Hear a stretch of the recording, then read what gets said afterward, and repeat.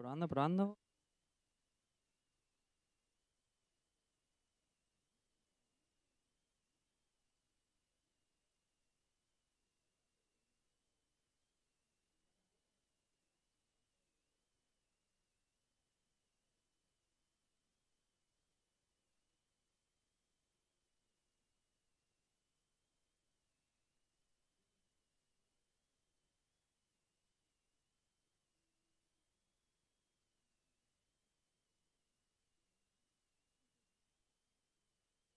Is this on?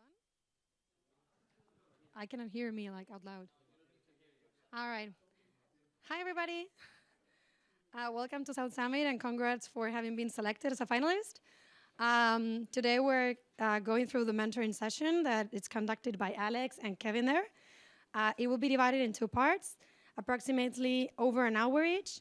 First one will be about how to do a perfect pitch, and the second one will be about how to, I forgot. Oh, yeah, for growth and how to market. Um, and then in between, we will have a short break, 5 minute break, that you should spend in here, like if you want to go to the toilet, all right? Um, During these days and right up before South Summit, you will be receiving a ton of emails. Please read them because it's important information that we need for getting ready for all the process. And also, if you haven't had your mentoring sessions yet, the one-on-one ones, please make sure that you book the spot in the calendars we will be sending you. Be respectful with the mentors, please. And in case you need to cancel your sessions, do it in advance so that we have time to plan it. So this is Alex. He is the founder of Press 42 and an expert in the entrepreneurial field, especially in relations with startups. So here he is. So my turn. Thank you. Thank you, Laura. So I know most of you, so it's actually a pleasure to see a lot of known faces. And for those of you, it's my first time seeing you, welcome. So my name is Alex, and for the next hour 15 minutes, hopefully, look, we're starting at 17:05, just so you know, because then they'll tell me, oh, you have to cut and stuff like that. So the idea of this session is to give you a little bit more of insight into all the parts that come together during a pitch presentation and the kind of stuff that we don't normally have time on a one-to-one session because it's too short. So I'll go through each part, and the idea here is to extract as much value as possible. So please, if you have any question, any doubt, any comment, any specific stuff, please raise your hand. More than glad to stop there and talk about any of those parts, okay? Ready to rumble, guys? Any questions so far? No? We're done? Okay. So I'm going to skip this. So the thing about presentations and pitch practice is that most people kind of connected with a demo day or a specific situation where you're on stage and you're going to have to present your startup or your project. I hate seeing it like that because that's kind of a simplification of what this really is. The fact is that in most occasions you're going to have to tell someone about your project, and doing a pitch is a way of synthesizing, of summarizing what you're doing. And it requires a lot of work to actually get the right words in the right order. I keep telling a lot of people, and for some of you guys that I've talked with, this is becoming apparent, but like getting everything or the important stuff in a 3-minute pitch, it's a challenge, okay? I just realized we are streaming. So it is a challenge. It is a challenge because it's really hard. You have to really pick your words, and you cannot go deep at specific parts, and you have to make sure everything is there. It's not about the slides. It's not about having a pitch deck. It's about the mental models that you build about your business and how to explain this that really matters, okay? So despite the slides, the ideal situation is that wherever you go, you bump into someone and you're capable of explaining this in like 30 seconds, 1 minute, 2 minutes, 3 minutes. The reality of things is I see way too many startups that they train for the pitch, they do a kind of okay job on the stage, and then they bump into an investor at a party, or they bump into someone at the lawyer's office, and they're incapable of actually pitching. They go like, and the guy just walks away, okay? So my point with this is you never really know where you're gonna find these people. I bumped into investors in elevators, despite why people think that this doesn't happen. It actually happens. I've been pitched in the bathroom. I've been pitched in the movies, okay? So yes, it happens, okay? This world is actually pretty small, and eventually this will happen, okay? So just be aware and be prepared about this stuff. So that being said, The one place where pitching always happens is what it's called a demo days or on a stage. The reality, though, is that most of this pitching or pitching stages look pretty much the same. So this is Techstars, this would be 500 Startups, this would be Startup Chile, but most of them have a very similar structure, okay? And it's kind of something similar to what you were gonna see at South Summit, where we're gonna put on the stage 100 startups. Okay, let me repeat that, 100 startups, and people are gonna be sitting there listening to pitches. So the game here is not that much to have not a, let's say, an incredible product, but actually realizing that your competition is the other 99 startups that are gonna be there. Okay, so what normally happens when you pitch 99 or 100 startups on the same stage, or even 25 startups in the same stage, is that eventually someone is gonna go like, this is kind of boring, and they're gonna take their phone out, okay? This is an old slide, now this would be probably Instagram, okay? Or they might be Snapchatting or something like that. The problem is not even that, the problem is when the guy just like starts sleeping and you go like, okay, I'm not doing this right. And trust me, this happens because no matter what, if you pitch enough times, you will eventually get the 3 p.m. slot. And you know what happens with the 3 p.m. slot, right? Okay, that's the hardest slot to actually get people to react. It will happen. Okay, trust me. I don't know why, but every time I give a talk in a conference, it's like, okay, hey, Alex, you have the main stage and it's at 3:30. I'm like, why? Why? I mean, what have I done to you to give me this slot? It's a horrible slot. Eventually, you help people not to fall asleep, but sometimes when you're pitching, it's inevitable, especially when the pitches all look the same. And eventually, the guy next to the guy that was sleeping starts sleeping, and they go like, that's when you have a problem. So the end goal or the actual objective of what we're trying to do is to avoid this stuff, is to avoid having a similar structure than anyone else and kind of repeating the same stuff over and over and over again, which eventually is a challenge because every single one of you is touching upon the same point, okay? So my call to you guys here is like, you're on a stage and we do have an American. Anyone else from the US? Someone else? No? Okay, so if you go to the US, you'll see this very clearly. People in the US, they do know how to put a freaking show. How many Spaniards do we have here? Raise your hands. Okay? We don't know how to put a show, okay? Let me be clear about this shit. We're bad at this stuff. We're bad at putting, you know, a show on stage, at being entertaining, at being different. So I always say this stuff, and you always take this stuff I say, like, not literally, and you should. You should go on stage with leather pants, okay? You should go on stage riding a horse, okay, doing things that are different, things that take you apart from others. Because in the end, all of you that are here have a great product. If not, you wouldn't be here.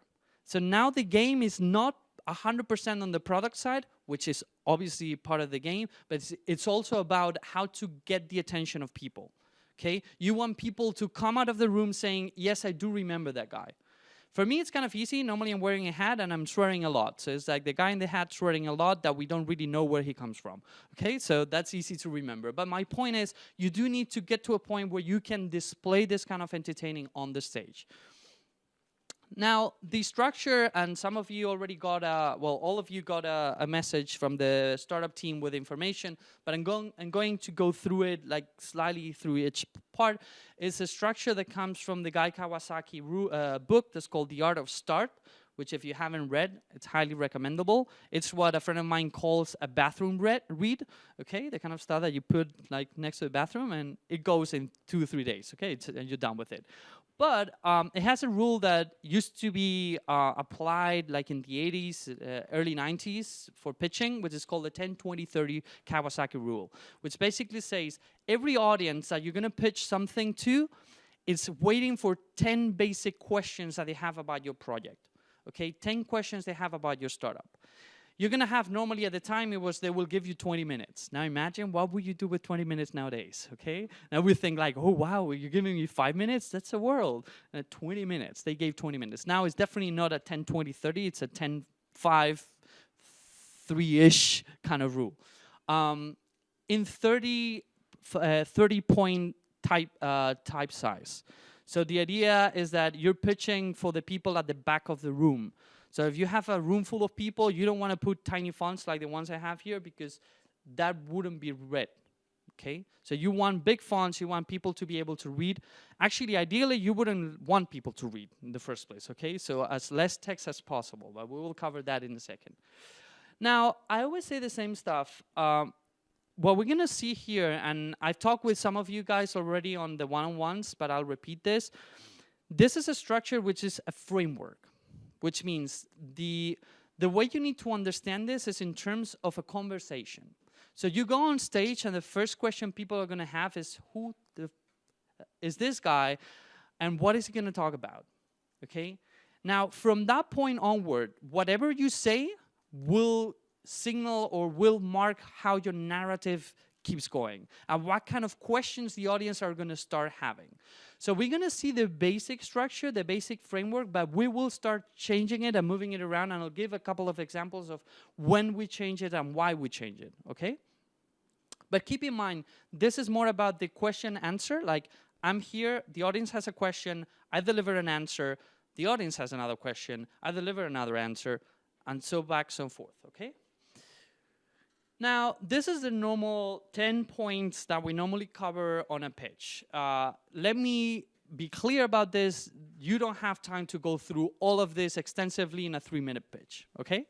So we do need to drop weight at some point and at some place. Where do we drop the weight will entirely depend on our company, on our industry, on what is most critical on our explanation, okay? I will give other examples later on.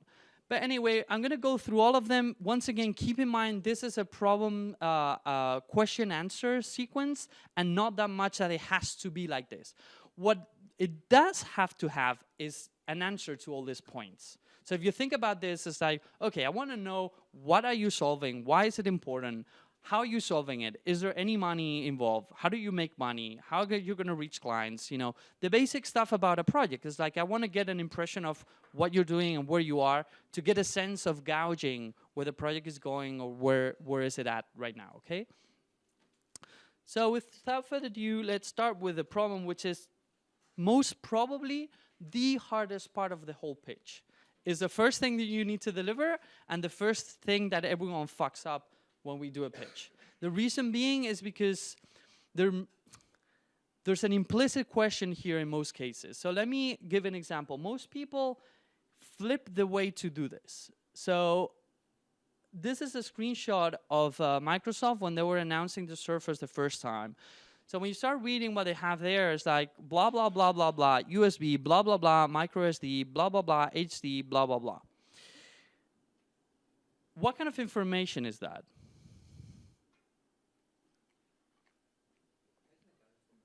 Technical information. Who do you think wrote that paragraph?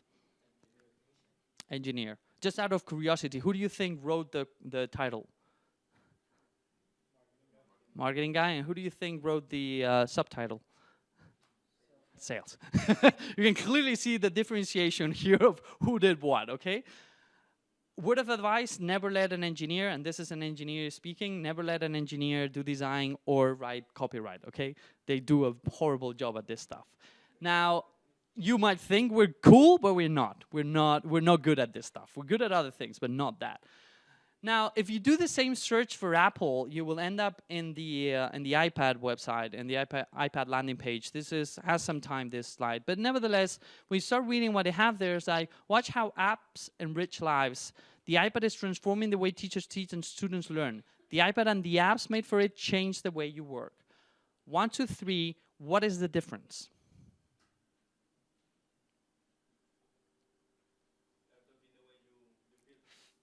Mm-hmm. What else? They're not talking about the product. What are they talking about? What you can do with it. Exactly. What can you do with the product? How does it empower you? Essentially, why you should use this product.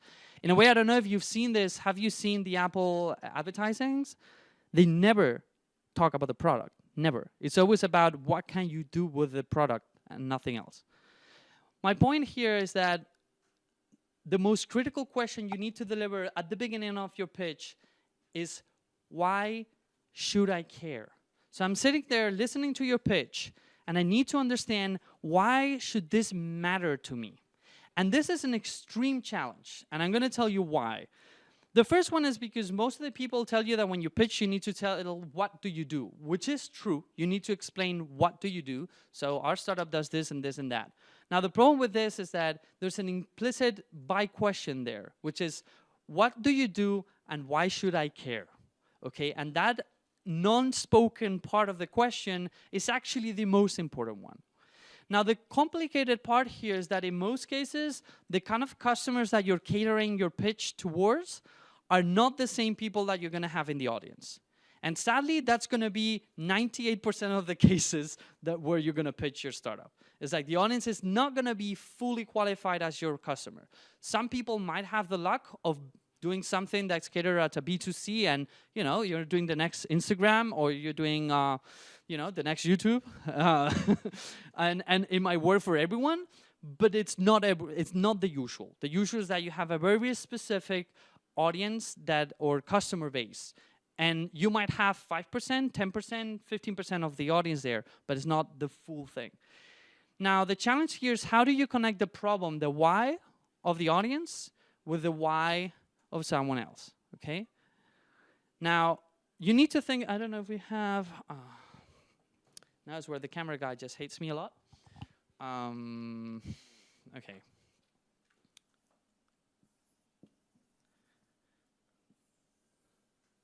So normally that's your target market, okay? That's the market that you're gonna cater stuff for. But what you're gonna have in the audience is a much larger market. Now, you can tell me why it's a pain point, why it matters for this audience. But in most occasions, you guys fail to deliver why it should matter to these people here. And you might say, I don't give a fuck. They're not my customers, right? Well, you're wrong. Because the thing is, 90-something% of the business leads you normally get comes from people that are not directly your customers. Which means that if you're not catering to these people, you're losing leads. Which is essentially what you should be doing when you go to a conference, by the way. Okay? Just in case. Okay, it's not about hustling, it's not about going to parties, but actually about getting leads and doing business. Now, I'll give you a couple of examples where this is, and actually I'm trying to remember the one I had today with one of the startups of this edition. What was it? Well, anyway, I'll give you one from some years ago. We had a company in the UK, and they said, well, we're doing shift management software. Have you ever worked in a company that runs in shifts? Anyone? Someone? No? Yeah, you've worked? You've worked also? You worked, kind of? How was that? Pain in the ass. But this was precisely what this company was having. They would pitch to a room, and out of a room of 20-something people, there were only 3 people that actually had this experience. And they said, like, you know, every time we pitch, no one actually gets what we're doing. They said, like, yeah, well, you know, not a lot of people have worked doing shifts. The ones that have, they know how painful it is. It's like painful, like with uppercase, okay, really painful. And I said, like, well, can you actually shift this? Can you actually shift why what you do matters to the larger audience? And they told me, well, but the larger audience don't have a company that works with shifts, so it doesn't really matter to them. And I was like, well, you're wrong there. The question here is, how does that affect other people? And I said, like, how many times you go to Starbucks and or Costa Cafe or Nero, whatever coffee shop you like, and you know, normally they treat you right, they treat you like fairly, and then suddenly one day you go like, can I have like, please, wait a second. Okay, what's up with you? This normally happens, especially now after vacation and stuff like that. And you go like, can I have my, no, shut up, you cannot have your coffee. Okay, and then he hands you the coffee. That's a moment where you actually take the coffee, you go around the corner and you look inside just in case he spit in your coffee, okay?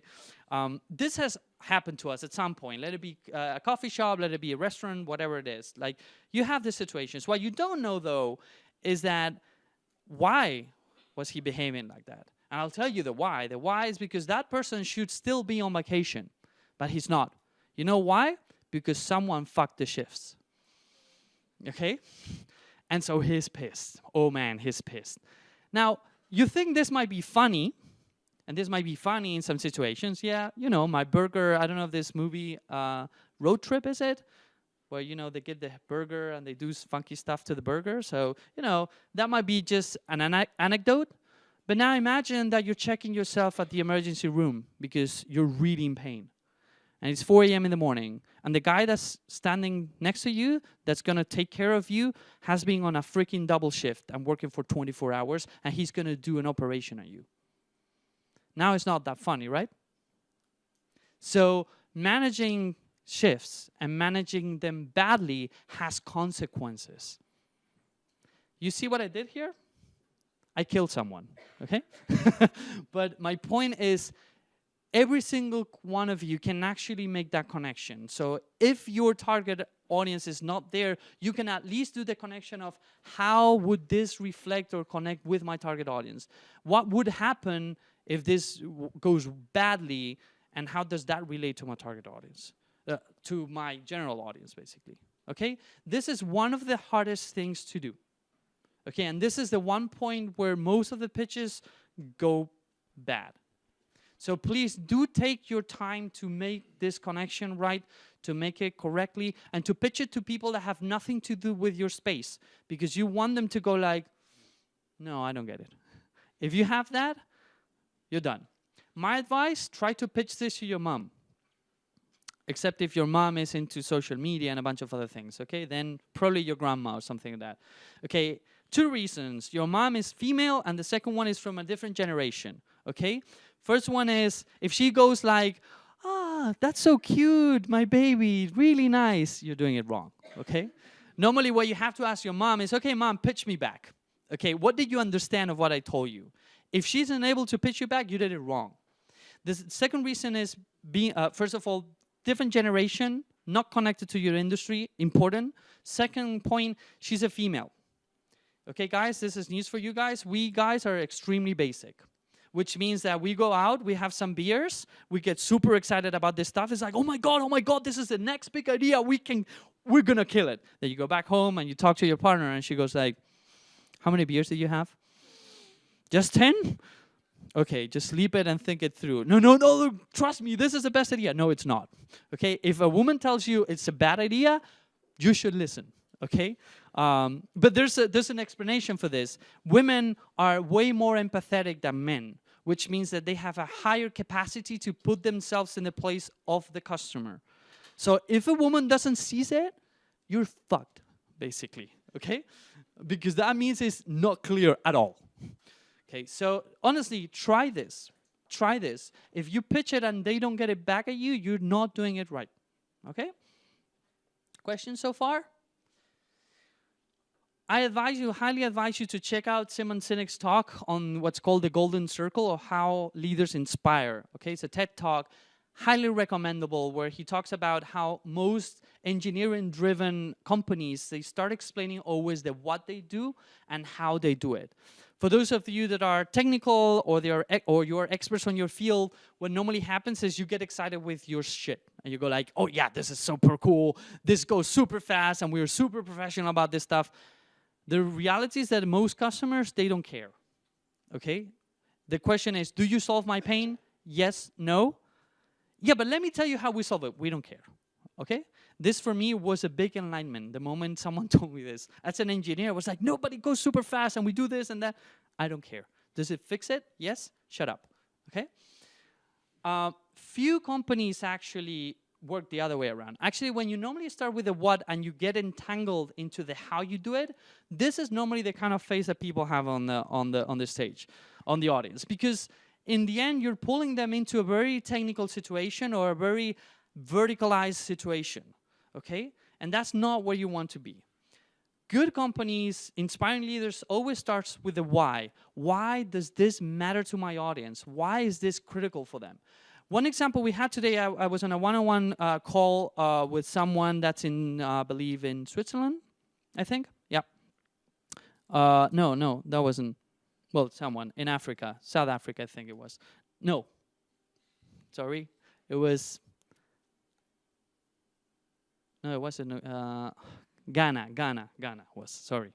Africa's big. So Ghana, and he was talking about. Actually, the startup is pretty cool, by the way. So keep a close tab on them.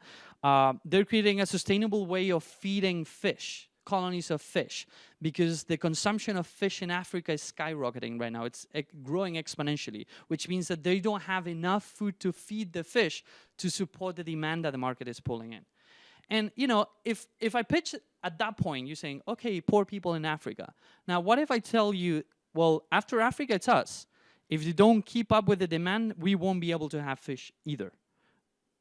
And then suddenly it becomes a reality for you guys. You see? So when we were talking at the pitch this afternoon, he was like center on the Africa thing. I said like, dude, this is a strategic investment. This means that if you don't invest in this stuff, the food chain might affect other places because we're highly connected right now. The markets are highly connected, okay? So once again, think about why does this matter to people listening to you, okay? Honestly, in most cases, I see people scratching the surface of what the problem really is. I normally give this talk, but I started adding this slide because I realized that some people, they will, who were we talking? Was it you that we were talking about the fitness part? Yes, and we were talking precisely about this stuff. Remember on Friday, was it? Think so. Oh, I'll explain. So he was pitching the company, which is, by the way, is a fantastic company. And I told him, I said, like, look, I understand the problem. It's very easy to understand you. It's very clean. It's very neat to go through the 3 pain points that you're solving. But it seems to me you're literally scratching the surface of what the problem really is. And this happens to a lot of you guys. Like, yeah, the problem is this. And you don't go deep into understanding what this matter. So just to keep with the example, I think we were talking about why people drop out of the gym and out of doing exercises in the gym. And he said like, yeah, people drop out. Okay, if I tell you people drop out of the gym, it wouldn't be a surprise to you, right? Right? For January, you know, we know the drill. But the truth is, what I ask him is like, okay, why do people drop out of the gym? Who can actually tell me, why do people drop out of the gym? Why have you guys drop out of the gym? Can anyone share? Because it's horrible and there are not enough nice guys? I know. Anyone? It's boring? Why is it boring?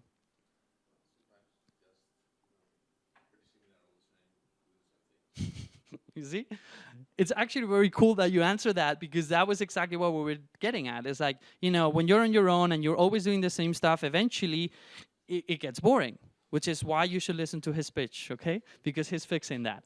But my point here is that, in a way, some of you still scratch the surface of the problem. You need to go deeper into understanding why this happens. Because understanding why this happens allows you to then kind of push back 3 or 4 words that really hit the target with why this is happening, okay? So you don't need to go into elaborate descriptions of why, but understanding deeply the why helps you a lot in really nailing this part, okay? So please, my advice is do not stop at the first why this matter. Why do people have this stuff? Keep asking yourself, okay, people don't go to the gym. Okay, why do people don't go to the gym? Because it's boring. Okay, why is it boring?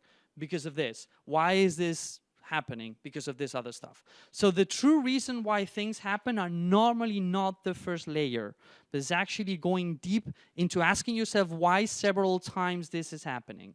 This actually is called the 5 whys, okay? And it's used in lean and lean manufacturing extensively, okay?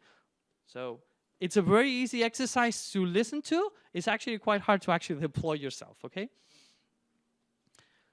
It's called root cause analysis, and you've probably heard it if you've been to business school. It's called root cause analysis. It's looking for the root cause of the problem, and it's rarely the first superficial aspect of it. Obviously, if I understand the pain, if you connect with me as an audience, then normally what I'm going to say is, okay, you smart ass, so how are you going to solve this?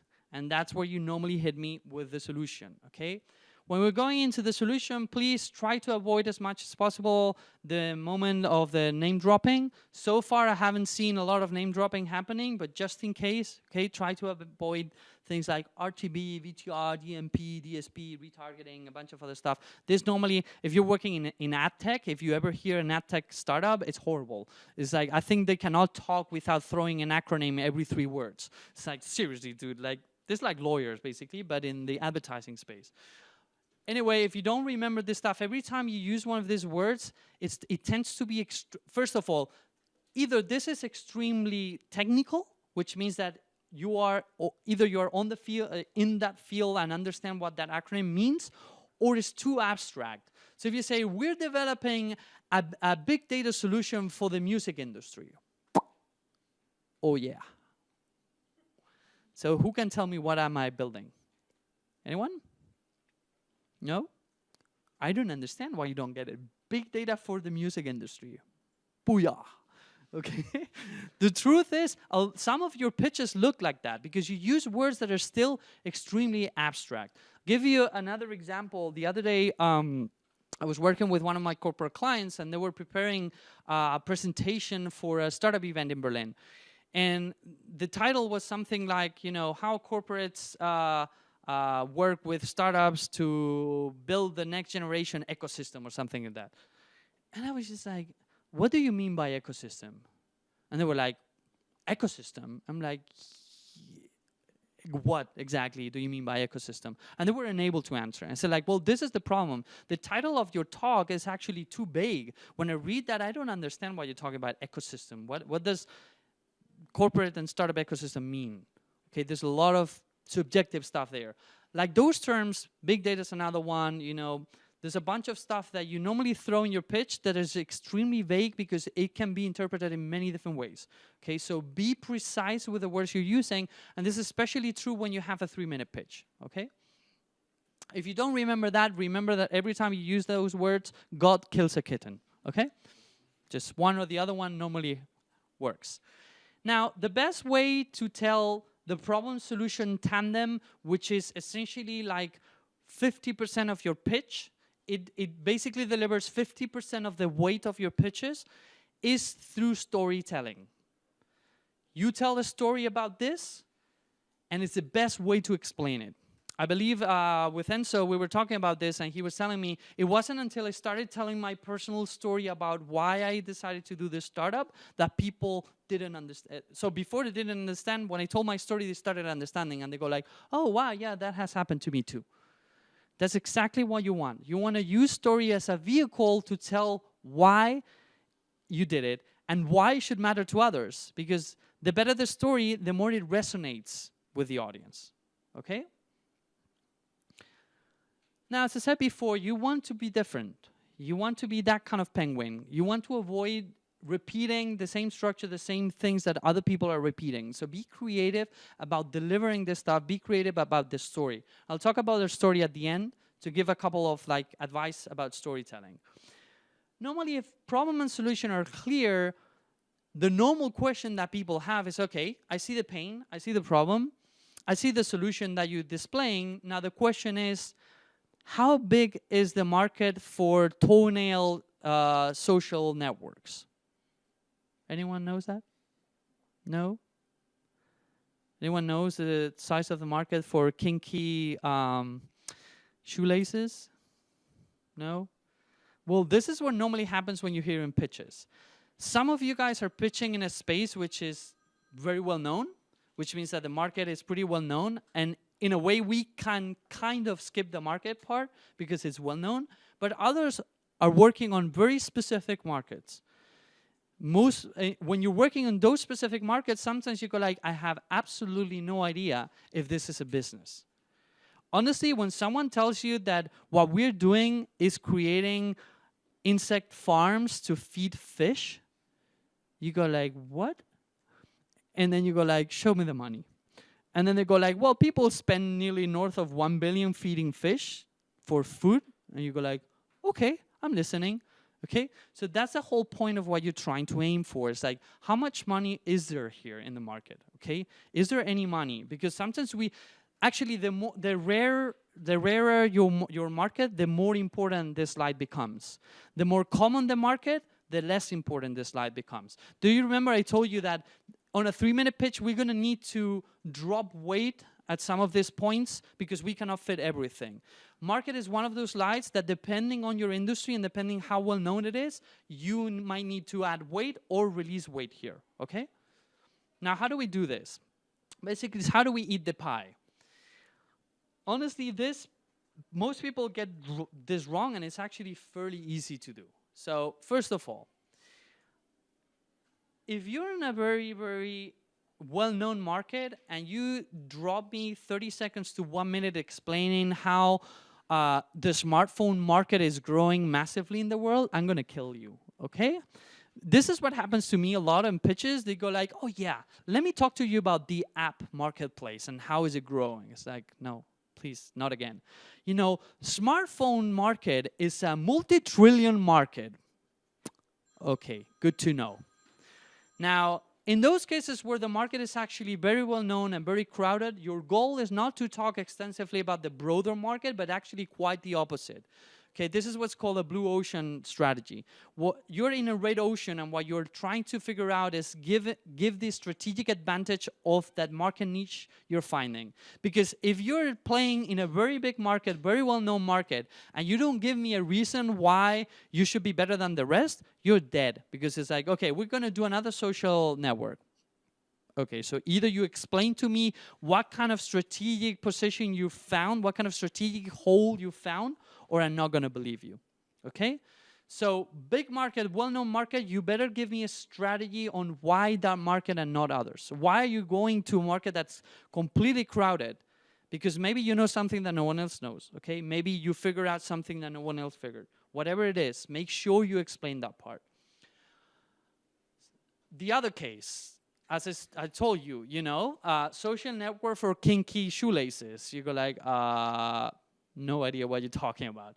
In which case, please explain to me what this market is about and how the hell can you scale that and get money. Some markets are actually pretty small, but the margins you get in that market are massive. Me likes, okay? Whatever the case, going to a big market, small margin, but strategic niche, or small market with a big revenue, big margin, and you explain to me how you're going to scale that, okay? Clear? Two ways of doing this, depending on how much information is there available and how much advanced are you within your startup.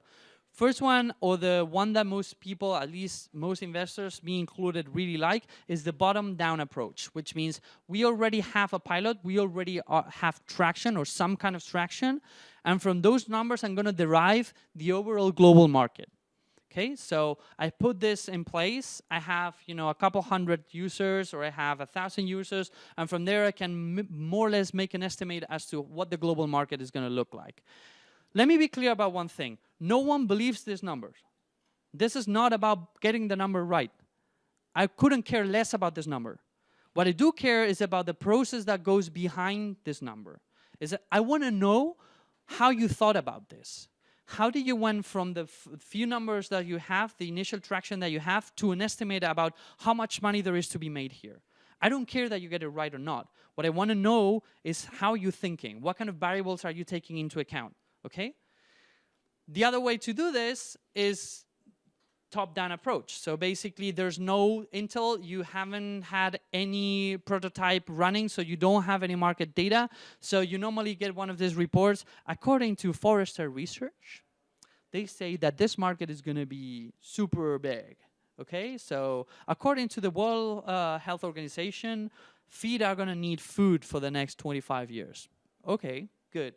Is it perfect? No. Ideally, I would love to have the real data from the ground, but because sometimes we don't have that, we have to start with the top approach and start drilling down. I don't know if you've seen the difference. Here, when you go bottom up, you get 500 million of global market, of addressable market. In this case, you go from a 3 billion all the way to a niche market of 100 million. And it tends to be much bigger when you go from an estimate from an analyst to the bottom part than when you actually start using real data.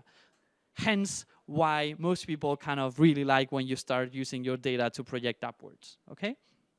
Now, the goal here is to really connect this with the KPIs that drive your business, okay? Once again, I'm actually going to use your example because I have it fresh on in my head. We were talking about what kind of drivers does he have in his business. So just to give you a very small one-liner of what they do, they have a wearable that you put while you're going to the gym and you're exercising yourself, and it connects with an app that tells you, that registers all the repetitions and all the weights you're using while you're exercising. All this information gets sent to a central place where physical trainers can actually look at it and see how you're evolving and suggest you different changes or stuff like that. Okay, very, very smart approach, very easy to deploy the way they're doing it. Now, the funny thing, we were talking about, okay, how do you estimate the market? And we were talking about, do you estimate the market based on the amount of people that actually go to the gym, or in terms of the number of gyms that you have around? So I asked him, I said, like, okay, so how much are you charging and what are you charging exactly? He said, well, I'm charging based on the on gym. So depending on the gym and the number of people they have, I'll charge them a fee. I said, like, okay, so you grow with the number of gyms? And he said, like, yes. You remember we were talking about the market. The way he was displaying the market was slightly different. He was aiming into how much money do people spend going to the gyms. Do you see this small disconnect here? While that's a great number, and I don't know the exact, how much, $83 billion worldwide or something like that, it was great, but I asked him, like, but they're not paying you. You're actually charging the gyms, so your market is really the gyms, not what people are paying for their subscription into the gym. So you see the slight difference. What I'm trying to let you know with this is you need to create coherence between what are the major drives of your business and how you estimate the market, okay? Whatever number you put there needs to be related to your business, to what makes you grow in your business and how much money you as a business are there to gain, okay? Good? If this is clear and there's money to be made, I can assure you that my next question is going to be, so what about Google? What about Facebook? What about, insert your name of the competition here, okay? Word of advice here with competitors. First of all, if your niche is very well known, if your market is very well known, I can assure you that this question about who is your competitors will come way earlier in the pitch. So the moment I understand what your company is doing, I'm going to go like, yeah, but excuse me, Dropbox is doing this. Oh, excuse me, Clue is doing this. Or excuse me, insert the name of the company that's now trending, is doing this, okay? If your niche is not that well known, then you can delay this introduction, because until I don't see the size of the market, especially if it's an unknown market, I might not have a clear idea of who you're competing against, okay? Now, first of all, do not lie about your competition, because you're going to get caught, okay? In most cases, the people that are going to listen to your pitch do know about that space. So if you don't flag the right people, the first question you're going to get is like, what about this project that Facebook is doing? Wham, you're dead on the stage, okay? So be truthful about this. The point is not lying here about who your competitors are. The point here is to actually making sure you explain to us how are you different from them, okay? So please, when you're doing this stuff, give me a break, okay? When you guys start putting this kind of charts, which by the way, I love, and I actually encourage you to use this kind of quadrants for a very simple reason. On a 3-minute pitch, this is much more visual and much easier to understand what's the strategic canvas, what's the strategic landscape, or where you are. Now, for God's sake, please give me a break. Don't do this, okay? Some people go like, oh, you're right. Maybe we should do this. No, okay? This is rarely the reality of the competitive landscape, okay? Well, I don't have that. The reality is that normally you're there and these people are around here, okay? So you always have people around you. The point here is not about cheating. It's not about lying. It's about showing where you are actually, what kind of variables you are using to differentiate yourself, to actually put yourself in a place where it's slightly different to what other people are doing. This doesn't mean that these people cannot actually move and eat your lunch, which is the reason why we have the next question, which is, well, okay, if I see the landscape now, please explain to me what kind of technology, what kind of set of proprietary stuff you have that protects you from those people eating your lunch. So what are your differentiation powers? What are your differentiation and protective barriers that you have against people coming and eating your turf? Sometimes are new features, other times are proprietary algorithms, IP, trade secrets, whatever. I'm going to give you several examples so you understand that sometimes people don't realize that what they have is actually differential and it protects them, okay? So I'll give you some examples about this. Basically, it's like, how are you different from your twin? I've been in conferences where people will actually go on stage and you go like, yeah, but there's companies doing this stuff. And they go like, yes, we know. And my next question is like, okay, so how are you different? And you know what they answer? We're not. But we think there's space for everyone. And you go like, you clearly don't live on the internet, right? So, ways of differentiating yourself. For example, having a set of different features. So having a different feature set is a differentiation power, okay? But sometimes, especially those of us that are extremely technical, we tend to get, especially if you're from Eastern Europe also, you tend to get into this feature war, where it's like, no, I have one more feature than you have. No, I have two more features than you have. And then suddenly the war becomes irrelevant because that's not a differentiation point anymore, okay? Another way of differentiating yourself is by adding a feature that might be simple on the outside, so the front-end expression of that feature is fairly simple, but the way you achieve the results for that feature is actually highly sophisticated. So it requires a massive backend to deliver that. Case in point, if you look at Amazon's recommendations and the cross-selling that they do across all their products, the actual interface is very simple. It's like, people that bought this stuff, or we think that you will really like these other books. And I hate when they do that because I tend to really like them, okay? And you go like, fairly easy to do that, highly sophisticated and machine learning process on the background to deliver that, okay? So it's another way of differentiating this stuff. It's like, what you don't see is also differential power. Another way of differentiating yourself is also through the front end. Give you an example that hopefully most of you know, Slack. Who here is old enough to have played with IRC? Someone? Okay, a bunch of you guys. Okay, let me be clear. IRC, that some of you don't, now let's put this to the test. Who can tell me what IRC stands for? Interrelationship chat. Okay, this was like old school. Now Slack comes around and they go like, oh wow, we're gonna put a nice slick UI and UX on top of IRC, and bam, we're a multi-billion-dollar value company. Okay, let me be clear, Slack is fucking IRC. It's just a little bit more sophisticated, you can connect stuff, but at the core, it's the same stuff we had. So sometimes good design, incredible UX and UI experience is a differentiation point. In spaces where stuff is already known, the fact that your way of doing things is slicker, is faster, and it requires less friction makes a massive difference. Because it allows you to capture the network, it allows you to capture the social group, and that in itself is a locking mechanism, okay? You see? So many ways, okay? So there's many ways of differentiating yourself and showing how you're different. Now at this point, it's fairly easy question that I'll have is, okay, I understand how you're different. I understand that you have that there's a pain, that there's a problem, that there's money to be made, and how you're different from the rest. So now, okay, show me the money. Okay, how do you make money?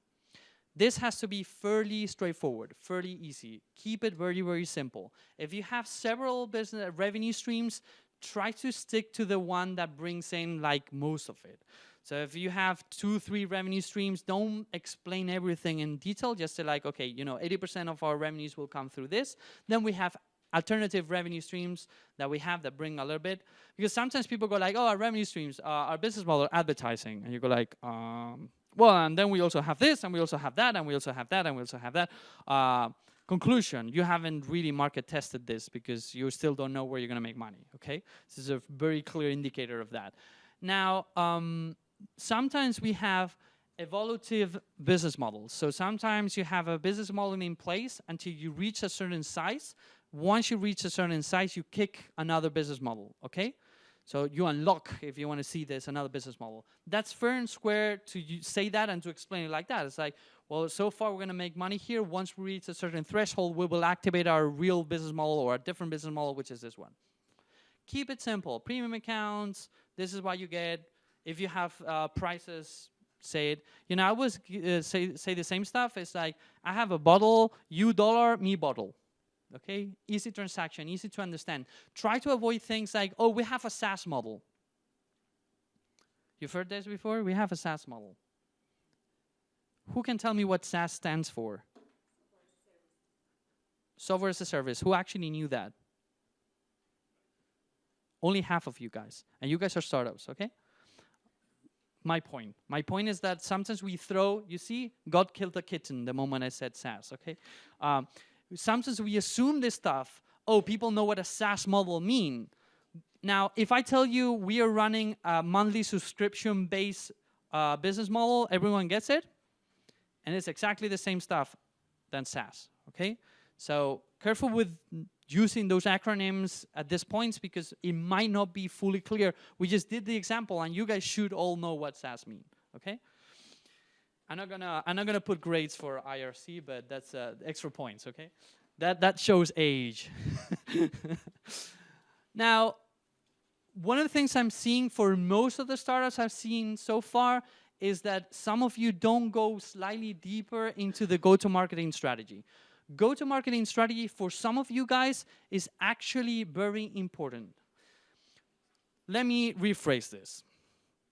If you don't have any data so far, if you're still early prototypes and you still don't have market traction, you really need to explain to me how you're going to achieve market traction.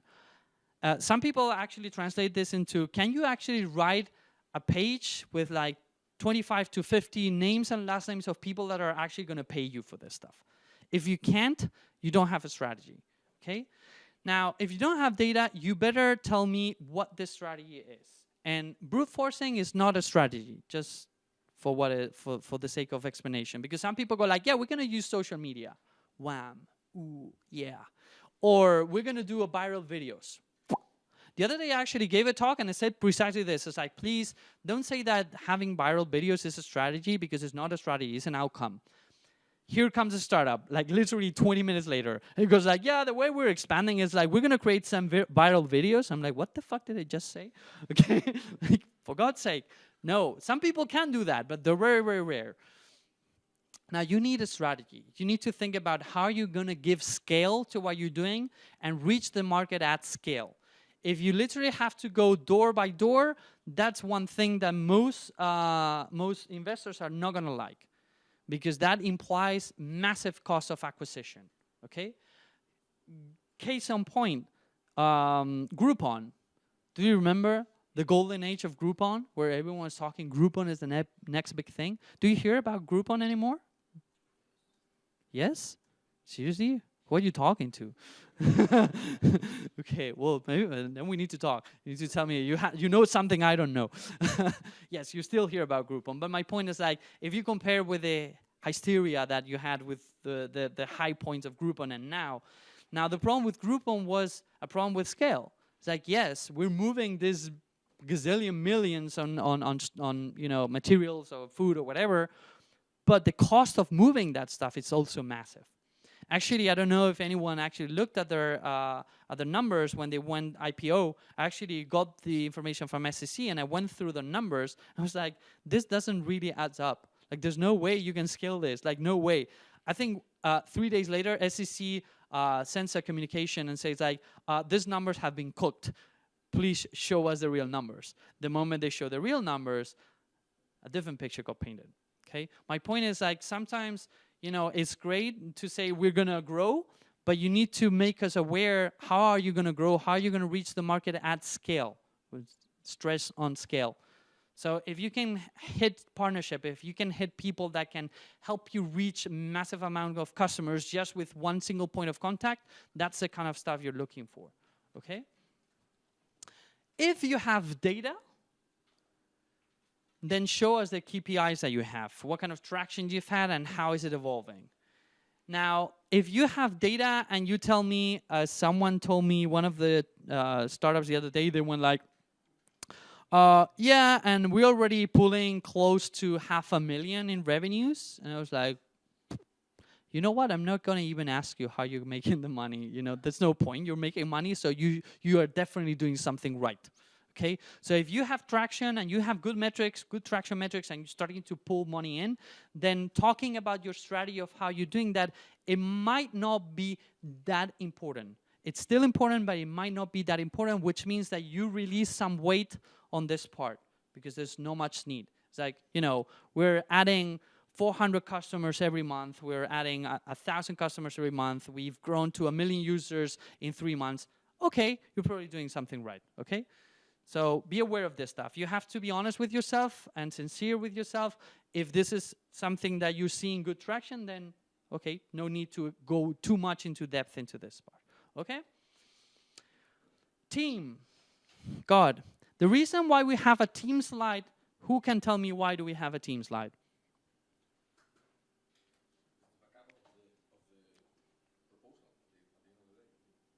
Yeah, basically.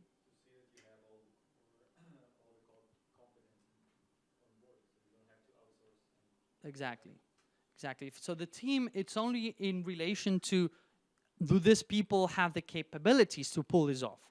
So I've had starters that they go like, yeah, we're doing fintech products, and then you see the team and you go like, no one has financial experience. And you go like, dude, there's 3 guys, no one work at a bank, no one work at a financial institution. How are you going to pull this off? Oh, no, but we're very smart. Like, dude, you better show me that in your board of advisors you have someone with 20 plus years of experience, because if not, I'm not going to believe you.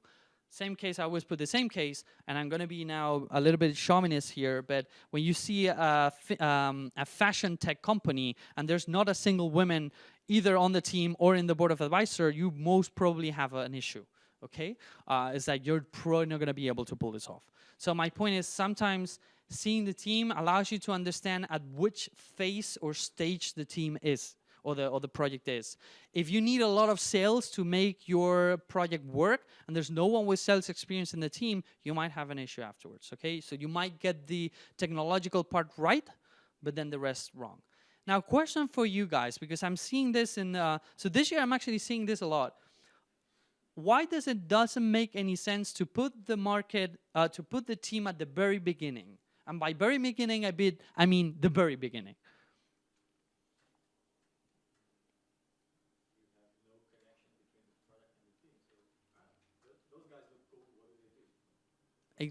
Exactly. Exactly. I'm just saying this because this year I'm actually seeing a bunch of teams doing this. And my next question is normally, who told you to do this? Exactly. I mean, there are exceptions, and we're going to cover them in a second. But in general, if you put it at the very, very beginning, it doesn't make any sense, because at that point, I have no context to evaluate if the team is reasonable or not. So, okay, as you said, nice guys. They look really cool, you know? They have good pedigree. You know, they went to Ivy League schools. Great for them, okay? So you need to create some kind of context behind this stuff, okay? Now, there are situations where doing that makes a lot of sense. One case, hello, good afternoon, my name is Mark Zuckerberg, I just left Facebook, and this is my next startup. There's a basket there where you can put your money. Thank you very much, okay? You don't need me to pitch anything else, okay? I'm pretty sure that will be my pitch, and that's it, okay? Now, if you're not Mark Zuckerberg or Larry Page or someone like that, I can assure you that you're not going to be able to pull that off, okay? Now, you might have, and I've had those cases where the team had an extraordinary background. Someone that had IPO'd 2 companies, they had, you know, raised over 150 mil, and it might be relevant. Now, the one point where this actually is extremely relevant is when you're dealing with a very complicated market. So, for example, if you're dealing with something like the music industry or the movie industry, which are very complicated markets because there's a lot of law stuff in between and things like that, you really want to hear from the very beginning, like once I introduce the context, let me repeat that, once I introduce the context of what this is about, then you can tell me. What I normally use is like, now, how do I know that this is a problem? How do I know that people have this pain point? Because I've been in the industry for 25 years. And for 25 years, I've been sitting there on the other side seeing how painful this is for others. Wham. So I deliver my experience, I deliver my background, and I set up at that point, from that point to the end of the pitch, that I know what I'm talking about because I've been in the industry. Now, that doesn't necessarily work all the time. So it only works in specific industries where saying that actually gives a sense of security.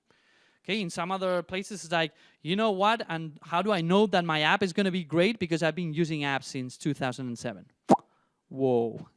Okay, so sometimes this doesn't work, okay? The one we were talking about agriculture and feeding the fish, oh, dude, you better tell me that you know something about agriculture and agrotech, or you're not going to pull this off. So what did someone advise them? Please talk about your background at the very beginning, because if not, it doesn't make any sense. What did they do? What I just told you. They start the pitch, and the next thing, first slide, team. I'm like, you guys look really nice, but I still have no idea what you're talking about, okay? So what I told him just like an hour and a half ago, I said, like, look, you better tell me why your background is relevant. It's good that you put it at the beginning, because in this case, you know, if you're going to talk about sustainable food creation and insect farms in Africa, you better know what you're talking about, okay? So it's kind of needed in a way. So you need to gauge to what extent that's your case, okay? It's not for everyone, trust me, okay? For most of you, it's not needed to put team that way in advance. Finally, milestones and projections. So basically, what have you achieved so far, and what do you expect to achieve in the next, let's say, 3-6 months? So I want to have a sense of where are you right now and where are you heading. This doesn't need to be extensive, but it's important to tell me if you've raised a previous round. You know, we've raised a seed round, or we've raised a Series A round, or we already have 5 letters of intentions, or we already have 4 pilot programs running, whatever it is. Special attention to business metrics. Are you break even? Are you pulling money already? That's important. So if you're break even, if you're commercializing this stuff, those kind of things are actually important to know, because it gives me a sense of where are you. Some of your fields are actually, this is pretty critical. So let me give you an example. We have a bunch of companies normally at South Summit that are into the biotech space. In biotech space or nanotech space, you have to deal with something that's called the FDA. People, you guys know what the FDA is? The FDA is the overruling body in the US that basically is the Food and Drugs Administration that tells you if you can sell the stuff in the market or not. Process to get approved by FDA normally takes between 2 to all the way to 10 years, more or less. So imagine that I'm pitching you my biotech company and I'm telling you, yeah, our product works, it's fantastic. We're ready to go. And then question comes in. Are you FDA approval? No, we're in the process. It's like, okay, add another 2 extra years to that, okay? Minimum. So knowing where are you in that process, it's extremely meaningful. Okay, so make sure you tell us. Finally, and this is something that most of you also tend to forget, is remember to add a call to action at the very end of the presentation. Do not finish your pitch by, oh, and that's all, folks. Huh? Hope you had fun. Most of you guys do that. Like, don't do that. Now is your opportunity to drill down, to remind us why I've been sitting there for 3 freaking minutes after listening to the other 25 assholes that went before you, and that it matters. Okay, so you have 2 seconds to remind me why whatever you're doing really matters. Now here, important point. If you can tell me that whatever you're doing saves lives, you should tell me that. I always tell you the most dramatic stories are those that you kill people. If your company, if your product is saving lives, okay, then tell me, because I want to know. Okay? So make sure you bring back the pain that you deliver at the beginning, bring it back at the end, and remind us of the pain point that you're solving. This is why we matter. This is why you should invest. Actually, haven't added this, but between point 9 and point 10, we have what we call the ask. So if you're looking for money, that's a point to ask for money. If you're asking for partners, that's where you will ask for partners. And then immediately after, you hit with a call to action, which is like, And this is why we matter. This is why we need the money, because we're saving lives, okay? Or we're preventing deaths, whatever that is. Okay, good? So I'm just gonna skip this. I've kind of talked through the pitch flows, basically. So as I said before, this is the overall framework, but we are gonna shift some of these points depending on your narrative. So I'll give you some examples of this. So first example would be, if it's a well-known space, if the market is very well-known, it might make sense to talk about the problem first, then the market, then competition, and then the solution. So we start by narrating, okay, this is a problem, but you all know this because this market is pretty big. You've tried to solve this way, this other way, and none of them actually end up working. Case in point, hiring people. Very well known, the employment space, super well known, huge market, no one gets it right. Okay, which is why there's so many startups in that space. As we said before, if we have an A team and you have Zuckerberg, you have the Zuckerberg team, you hit problem first, then the team. Problem first, create the context, then the team. Not team first and then whatever comes after, okay? If you have top performance, if you're killing it with your metrics, you might want to advance the traction metrics ahead of time. So we talk about problem solution and the market, and the moment I say like, well, there's a market for this, and you might go like, yeah, but then is when I hit you with the traction metrics. It's like, and how do we know that there's money to be made? Because we're pulling in $500,000 already in less than 3 months. Wham. Okay, no questions. You don't take any questions. I've heard this before. I've been in pitches where someone goes like, I remember a friend of mine that used to be the CEO for Infogram, which is an infographic company.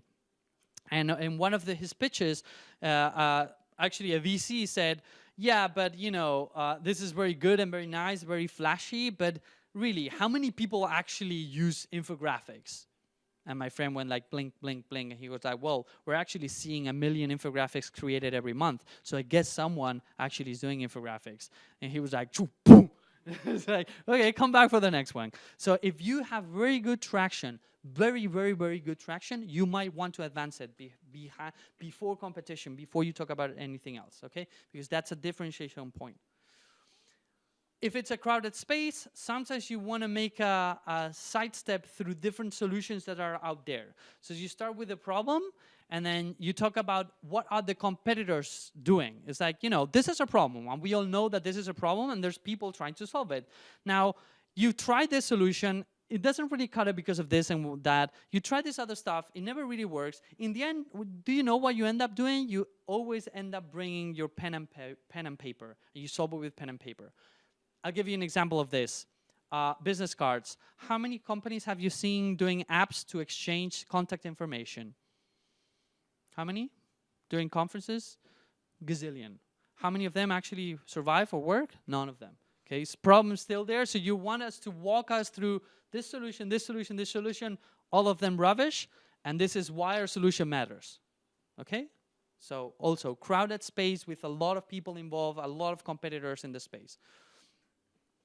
Very briefly, few notes on storytelling, on how to do storytelling right. I'm going to skip this part. Most people, when we talk about storytelling, what they have in their mind is this, is Cinderella. Let me be clear, fairy tales, different from storytelling. Fairy tales are a sub-segment of storytelling. It's not all the stories, okay? Just a word of advice. Now, let me give you 3 magic ingredients for storytelling. If you have these ingredients, I can assure you that you have a beginning for a story. If you don't have them, I can assure you that you have no story, okay? Magic, let me show you the magic. Every story needs to have a beginning, a middle, and an end. Wham. Impressed so far? Okay, this was the first kind of advice I normally read when you were talking about storytelling, and you go like, yeah, oh, superb, really cool.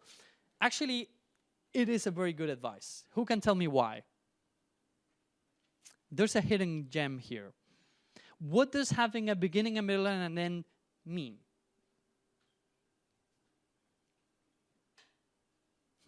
Now you're not laughing, huh? You have to wrap up the conclusions at the end. You have to set up the end at the beginning. Yes, and what does that implies in terms of a story? Huh?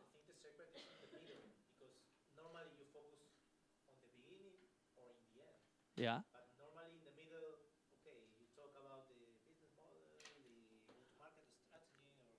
But what does having a middle means? What does having that whole arc? Someone actually mentioned it somewhere around there. What does this imply? Yeah, but what does having a beginning, middle, and end forces you to have? A story, obviously a story, but there's something more important here. Having a beginning and a middle and an end creates sequence. Having sequence for a story is critical. If you don't have sequence, then you don't have a story. You have a set of facts, which is what engineers love, okay? But it's not a story. A story implies movement, implies a beginning, a middle, and an end, a sequence that moves. There's many things to be said about how to break sequence, but that's for another day, okay? But the important thing is that having this implies or forces you to have a sequence, movement in your story, okay? So, important. But that was not the point. Let me tell you the important things also on top of that.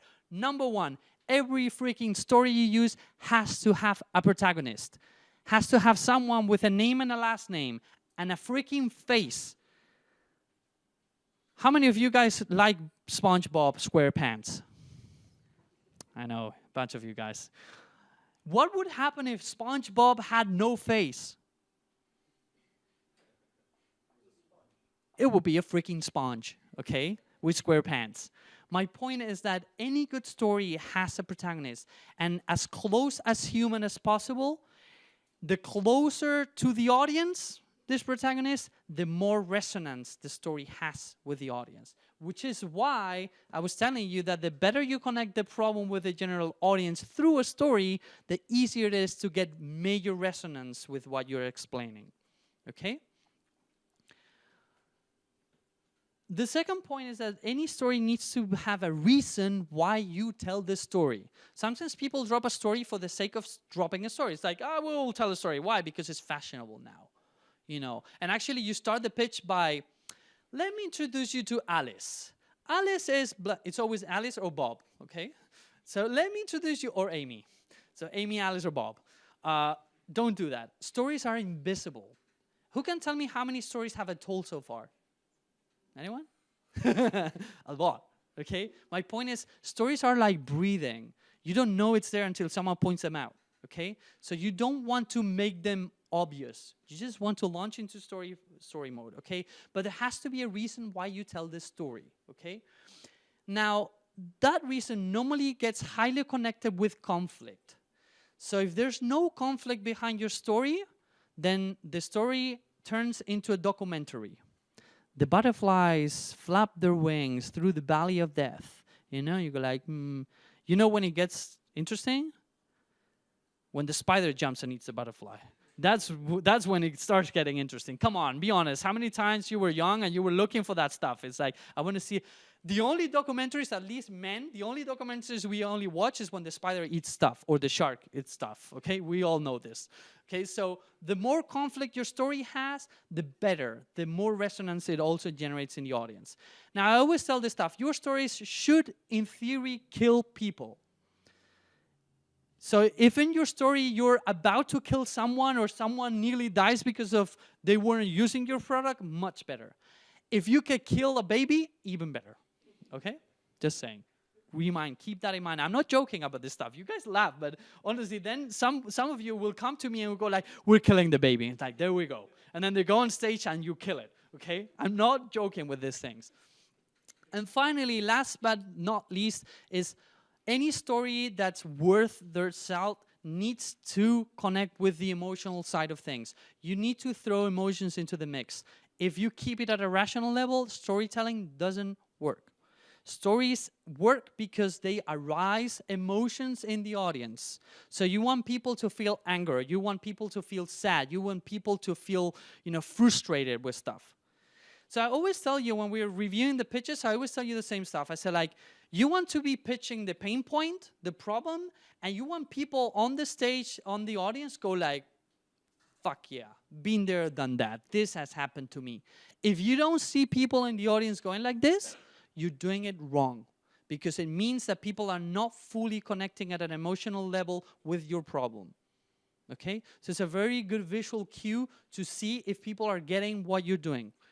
The more emotional, the more people are like, okay, there's such thing as too emotional, okay? So I remember a couple of years ago, a South Summit company, and they were dealing with medical education, and they said like, what if we put this? And they show me, no, we were talking and said like, you know, you should kill someone, and then 2 days later they come back with a slide with a tombstone, and I'm like, dude, this is too much. And he said like, well, maybe we can talk about Ebola. It was the time where Ebola was spreading all around the place. Maybe we can talk about Ebola. No. You don't want to go there, dude, really. But, so there's such thing as going too far, but keep this in mind. You want to arise emotions in the audience. If you don't connect emotionally with people, this side of the audience completely disconnects. And let me be very clear about this stuff. Investors invest in companies not because there's a great business model, which obviously there should be, and they invest because of that, but the first reason why they invest is because they get turned on by your company. It's an emotional response to the company. Actually, if you look at investors' portfolios, you will see that the companies they invest in are spaces that they're extremely passionate about. Okay, so let me be clear when I say the emotional response is important. It's one of the most important things about your pitch. Okay, obviously numbers, products need to accompany afterwards. Okay, they're not you cannot discard them, but it's not the major reason why you hook people in the first point. There are very rational investors that they go like, no, don't tell me stories, I want to see the numbers, okay? But there are few of them. Good? Clear? An image is worth 1,000 words. Use your medium wisely. Some of you are not using the full power of the slides.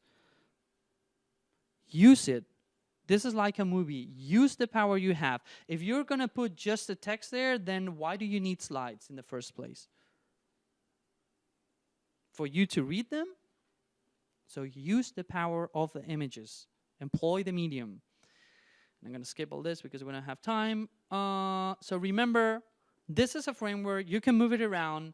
When we talk about storytelling, protagonists having an object of desire, a reason why we're telling the story, and employing emotions across the whole storytelling.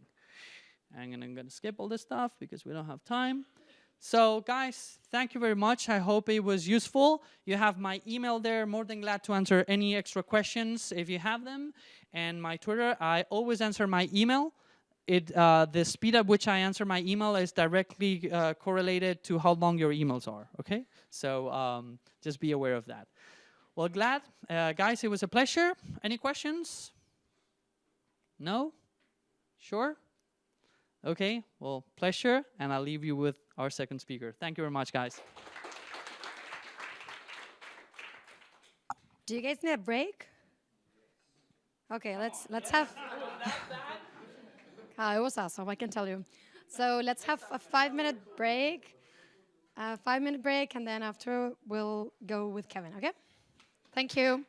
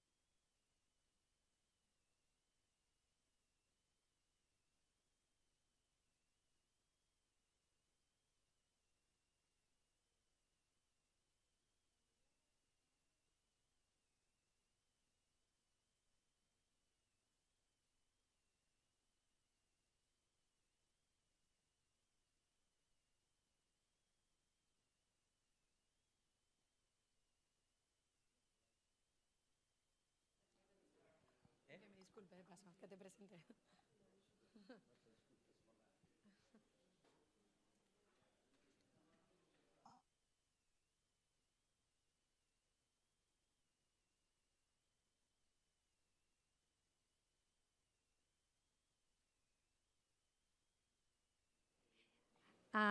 We're about to start. So, meanwhile, let me clarify something that's been asked by many startups right now. For those of you who haven't received the email containing the link for the agenda for your mentor, the reason is that you have been assigned someone from IE, and we're working on those sessions right now. So you will be surely receiving those emails, okay? And now let's keep going with the second part of this masterclass. This one is going to be conducted by Kevin Sigliano. He is the managing director at Territorio Creativo and mentor here at IE. And he's going to talk about how to generate traction, in customer acquisition terms. Sorry, because I forgot before. So I'll try to do it in 1 hour. Thanks to you, you saved 5 kids today.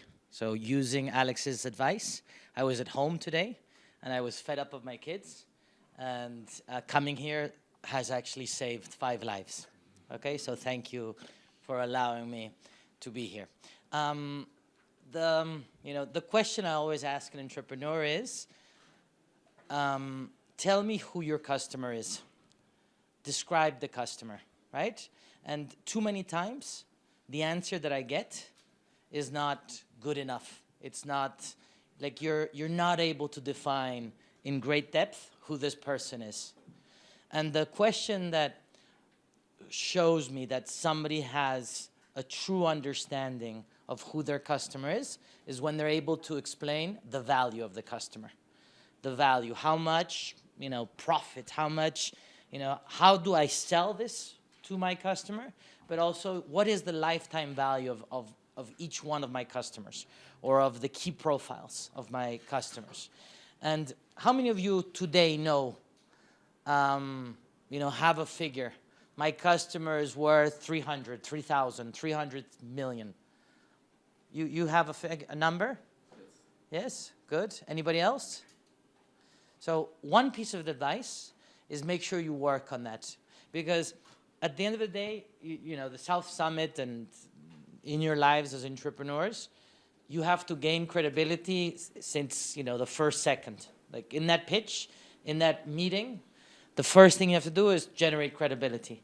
And a big part of credibility is defining who your customer is, their value, their lifetime value. And there's also a second part to this, introduction. It's the cost of acquisition. Too many times, people have no clue.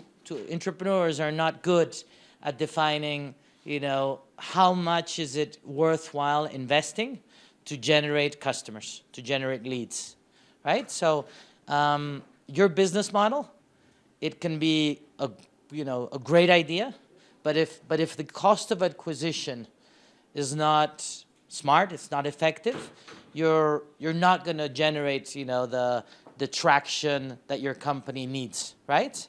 So how do you minimize the cost of acquisition? How do you generate a cost of acquisition, a cycle of consumer acquisition that makes sense? How many of you already are in a period or in a phase in your company where you are experimenting and starting to generate customers every day? Anyone? You? And how is your struggle, the challenge of cost of acquisition? It's a struggle. Like we are an app, so we generate mainly through social media advertising, and yes, it's quite difficult to find the right customers for. okay. Anyone else? You raised your hand? Yes. So you're also generating X. How many customers per day? Well, I'm also an app, and as downloads, maybe like 10 downloads per day, more or less. Okay. And more or less, I have one customer of each 10 downloads, more or less. Okay. So you know, at the end, like even whatever, even let me think of an enormous company. Even Amazon is managing cost of acquisition. I work as a consultant for Amazon, and when we explain any tactic, any strategy, we have to explain two things. One is, why does this add value to the customer? How does it generate customer satisfaction? And the other thing we have to explain is, financially, if it makes sense to invest this million, this $500,000, this 10 million in this initiative. And that kind of, you know, framework should be also your framework. And a good entrepreneur, without a doubt, has this, you know, understanding, has this special capability in maximizing the financials of lifetime value versus cost of acquisition. And you have to, you know, most big companies today, they're using 5, 10, 15 techniques. As a startup, one of the tricks, one of the secrets for your success is to continuously experiment any opportunity that you have in customer acquisition. And every day, opportunities can be conquered because they're real-time. They're real-time opportunities. Like every day something happens that can be relevant to your customers. And if you're fast, if you're agile, if you move with the right tactic, you'll generate exceptional results in terms of customer acquisition. So make sure that, you know, in your process, it's not something that you plan every month and you execute. Make sure that every day there's somebody that's saying, what can we do today that allows us to surprise the customer, surprise our sector, and do something that's exceptional, okay? So my goal today is, in this hour, to talk about customer acquisition and also, once again, to answer questions. Like even though some of you are, you know, pre-launch phase, or it is, you know, when you pitch, the part where you say, this is how I'm going to generate my first 100,000 or my first 5,000 customers, you have to be extremely credible at this point. And I couldn't agree more that too many times people think there's, you know, super tactics that you just execute and they generate the customers, and that's not true.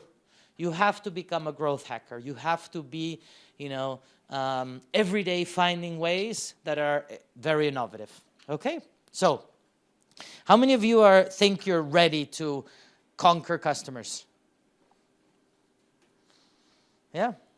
And who is this customer that is you're going to conquer? In my case, we are a B2B company, so we have quite a consulting process. It's not really online. Okay, and how do you generate those 1,000 leads, even though you're a B2B service? Well, through contacts, through a global network of resellers. Okay, good. And the first customers, their pain points, like why would they buy your service? Like, which is the pain point that you resolve? In our case, we need to provide a digital content solution for different segments, and one of our key sectors, for example, are smart cities. Tourism authorities, they struggle to gather all the information and to display it properly, and we have a product that solves that. Okay, but what's the pain point? To gather all the information. To gather, so What's going on in a city. so it's a data system that solves the pain point of what? Gathering this information. It's a must for tourism authorities to have this on their web pages, apps, etc. And they do it manually because before us. So the pain point you're solving is operational efficiency. Yes. It's a legal requirement that all cities are obliged to do. It's not legal. It's all of them, the good ones are doing that. Okay, and if you solve the pain points and you gather that information and you save time, what else do you add? How do you add value to these cities, to these customers? How do you generate new business models for them? Because we have widgets that they do integrate within their web pages, mobiles, apps, chatbots to solve this pain for them. Cities are very difficult because some of them do not want to generate any income. because by law they can do it. Okay. So it's for many of them it's just a marketing. Okay, so this example, make sure that you have somebody that asks you the question, because it becomes more and more evolved, and all the reasons why you solve, like if you're solving pain points, make sure that when you design your communications, when you design the tactics that you're going to use to generate leads, that you speak to the customer, not from your product, but from their perspective, from their pains. And if you solve those pains and you generate benefits for them, then also talk to them that, okay, let's solve this in a first phase, but then I can also help you do so much more. And that's, you know, that's the way that you quickly generate better acquisition rates. It's the best way to minimize and manage effectively your costs of acquisition, to generate leads that are qualified. Today, too many times, you know, we're activating campaigns, we're activating tactics to generate leads, and the qualification of the leads that we're generating are not good enough. So it's very important for us to be, as an entrepreneur, 3 times smarter than what everybody else is doing. Like, if you think that a 3% conversion rate is good for a startup, I personally think you're making a mistake. I personally think that you should be so much more ambitious when it comes to generating leads, generating conversions, generating conversations, generating a lifetime value, maximizing the value of all the money that you invest in marketing, in sales, and in communication. Okay, so let's continue. When we think of customer acquisition, by the way, these are 5 factors that are very crucial for any startup, right? You want the team, you want the funding, you want the idea, and the timing factor, okay? The timing factor is the most critical factor when it comes to a startup making it or not making it. Why is your idea, why is your app so relevant today? So relevant today, September 2017. What is the unique opportunity in time-wise, okay? And this also plays out in customer acquisition. As we design tactics, every month, every quarter, every year, we should be innovating. We should be designing tactics that are continuously changing over time. I look at plans that I did 2 or 3 years ago, and I look at them now, and they've evolved completely. Like, it's your obligation to continuously find new ways to drive customer acquisition, to drive leads, to drive conversions. And we spend, you know, maybe 80% of our budgets to generate leads. And we spend maybe 3-5% of our budgets to convert. That makes no sense. Makes no sense. You're much more efficient if you invest, you know, 20% in generating leads and 80% in conversion.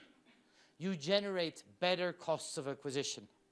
You generate a cycle in which every lead that you generate, you know exactly why you can, you know, provide them something that is unique to them and allows you to generate better results in your financials. So in this, you know, in this analysis of customer acquisition, it's also important for you guys to have this really good understanding of who your customer is. Which techniques have you used in order to have a better grasp, a better understanding of who your customer is?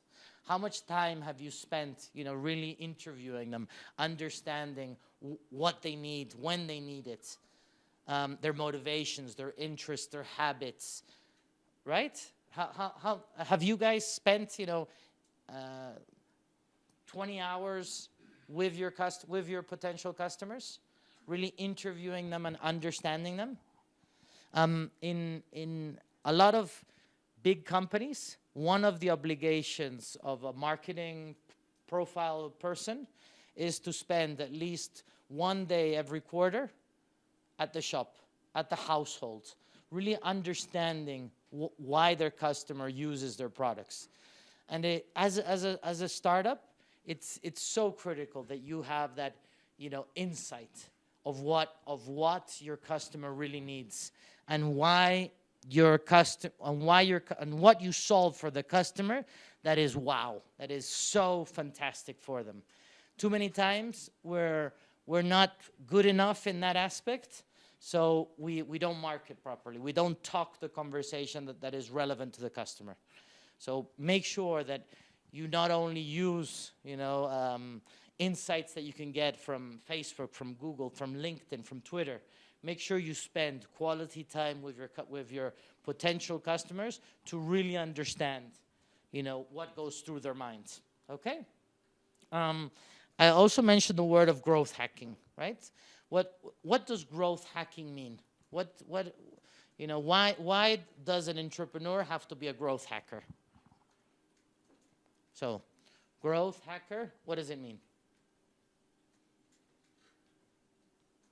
No? My definition is someone knows how to make the company scale in terms of customers, not only with the obvious way of finding customers, but also different ways that the competitors maybe are not using. I can be cheaper and more efficient in this way. Okay, so it's growth, it's traction. In what dimensions does your business need traction? Like you're all entrepreneurs. What are the key dimensions of your company? The 5 KPIs that you as a CEO, you as an entrepreneur, you have to dominate every day. What are they? The first one, sales, of course. Okay, there's one about money.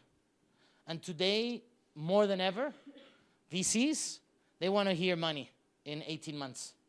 If you're not sure that your business model generates traction in financials, it's a difficult battle, right? It's this struggle, this challenge that you have to be attractive for a VC or for an investor. Revenue is definitely one of the key KPIs. What else? Where else do you need to generate traction? Churn. Sorry? Churn. Okay, you don't want to drive traction. You want to show that you're driving customer satisfaction, right? The inverse of churn is that customers repeat. They're recurrent. They're happy. They recommend your service. They recommend your product. Customer acquisition cost and lifetime value. Okay, so for sure, traction in customer adoption. Before you said 10 per week or per day. If I were able to give you advice to generate from 10 to 50, how much more attractive would your initiative be? And the multiplying factor in in let's say Instagram. Instagram for many years, or for the first 2 years, the adoption rate was standard to social media. At one point, they managed to triple the rate of adoption compared to Facebook or compared to other social media platforms. And that was the moment that it went from 30 million to 300 million. So it's critical that we have the fastest rates of traction in customer acquisition, customer adoption as possible, right? So what can you do to increase the adoption of your service? You should have answers. You should be looking into, innovative ways to generate more and more customers that are going to test or use your service for the first time. What can you do that allows people to test your product for a first time? Okay, so you can touch the price. You can touch, there's, many ways in which you generate awareness, you generate understanding that there's a service, but you have to make your product interesting, desirable, right? And once it's interesting and desirable, then maybe you might have to touch the, test it for free for 1 month. Or here you have a 20% off if you sign up today, right? consumers also want to feel special. So always design a campaign, design a reason why that customer that's going to decide to give you his trust or her trust, that there's a payback. If you do this, we'll give you this extra service. We'll give you this benefit. And also, the most credible, the most fantastic way to generate adoption is when no longer you're the one that's doing the marketing, but it's your own customer base that is starting to recommend you. You have to enable the customer, the consumer, to become your advocate. And even if you have 50 customers, allow them to show off your service. Allow them to recommend your service. And this is valid for B2C and it's valid for B2B. Give them reasons why they want to share your service. Before, Alex mentioned Groupon. Groupon, the smartest growth hacking technique it did was that if you invited 2 friends, all 3 friends would get 30-40% additional discount. That made Groupon become world leader in impulsive buying online. What can you do that enables the customer to recommend you? That enables the customer to help you grow even faster, right? So generating traction. It's about revenue. It's about, customer satisfaction. It's about customer acquisition and customer adoption. There's also other things.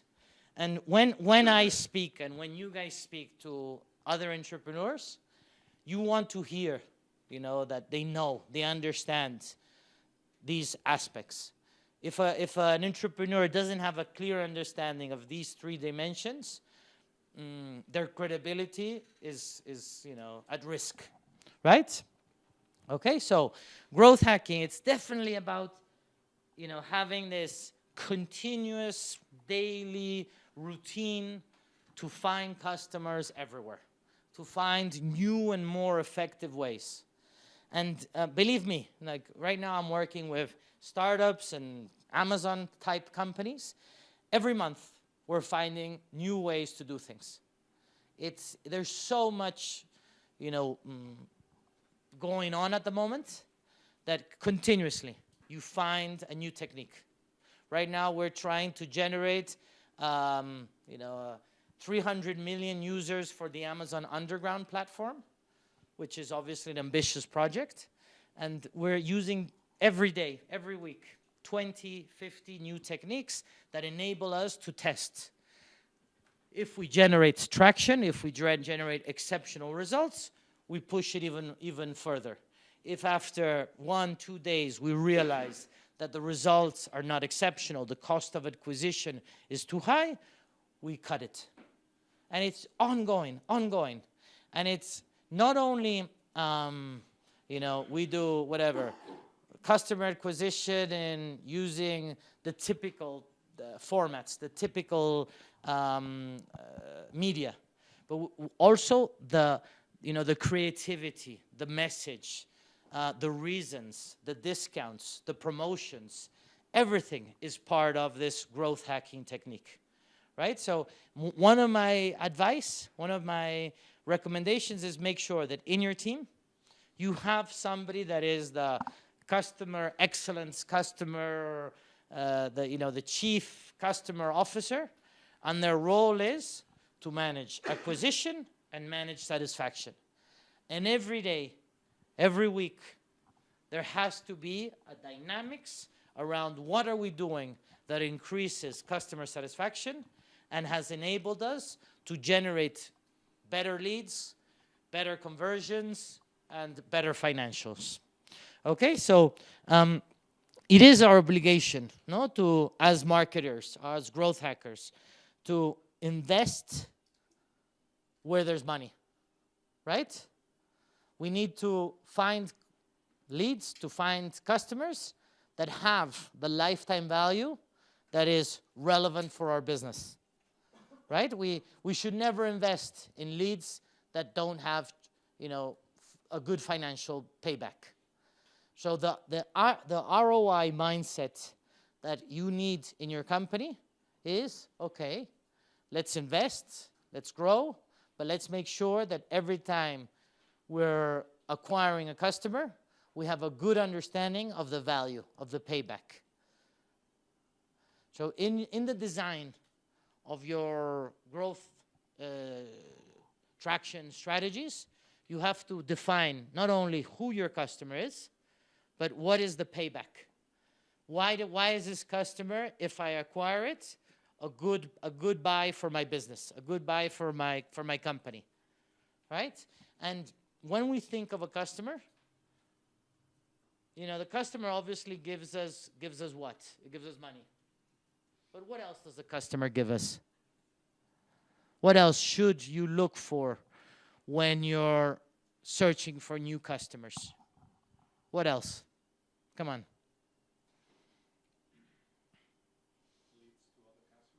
Okay, so the customer can become an advocate, right?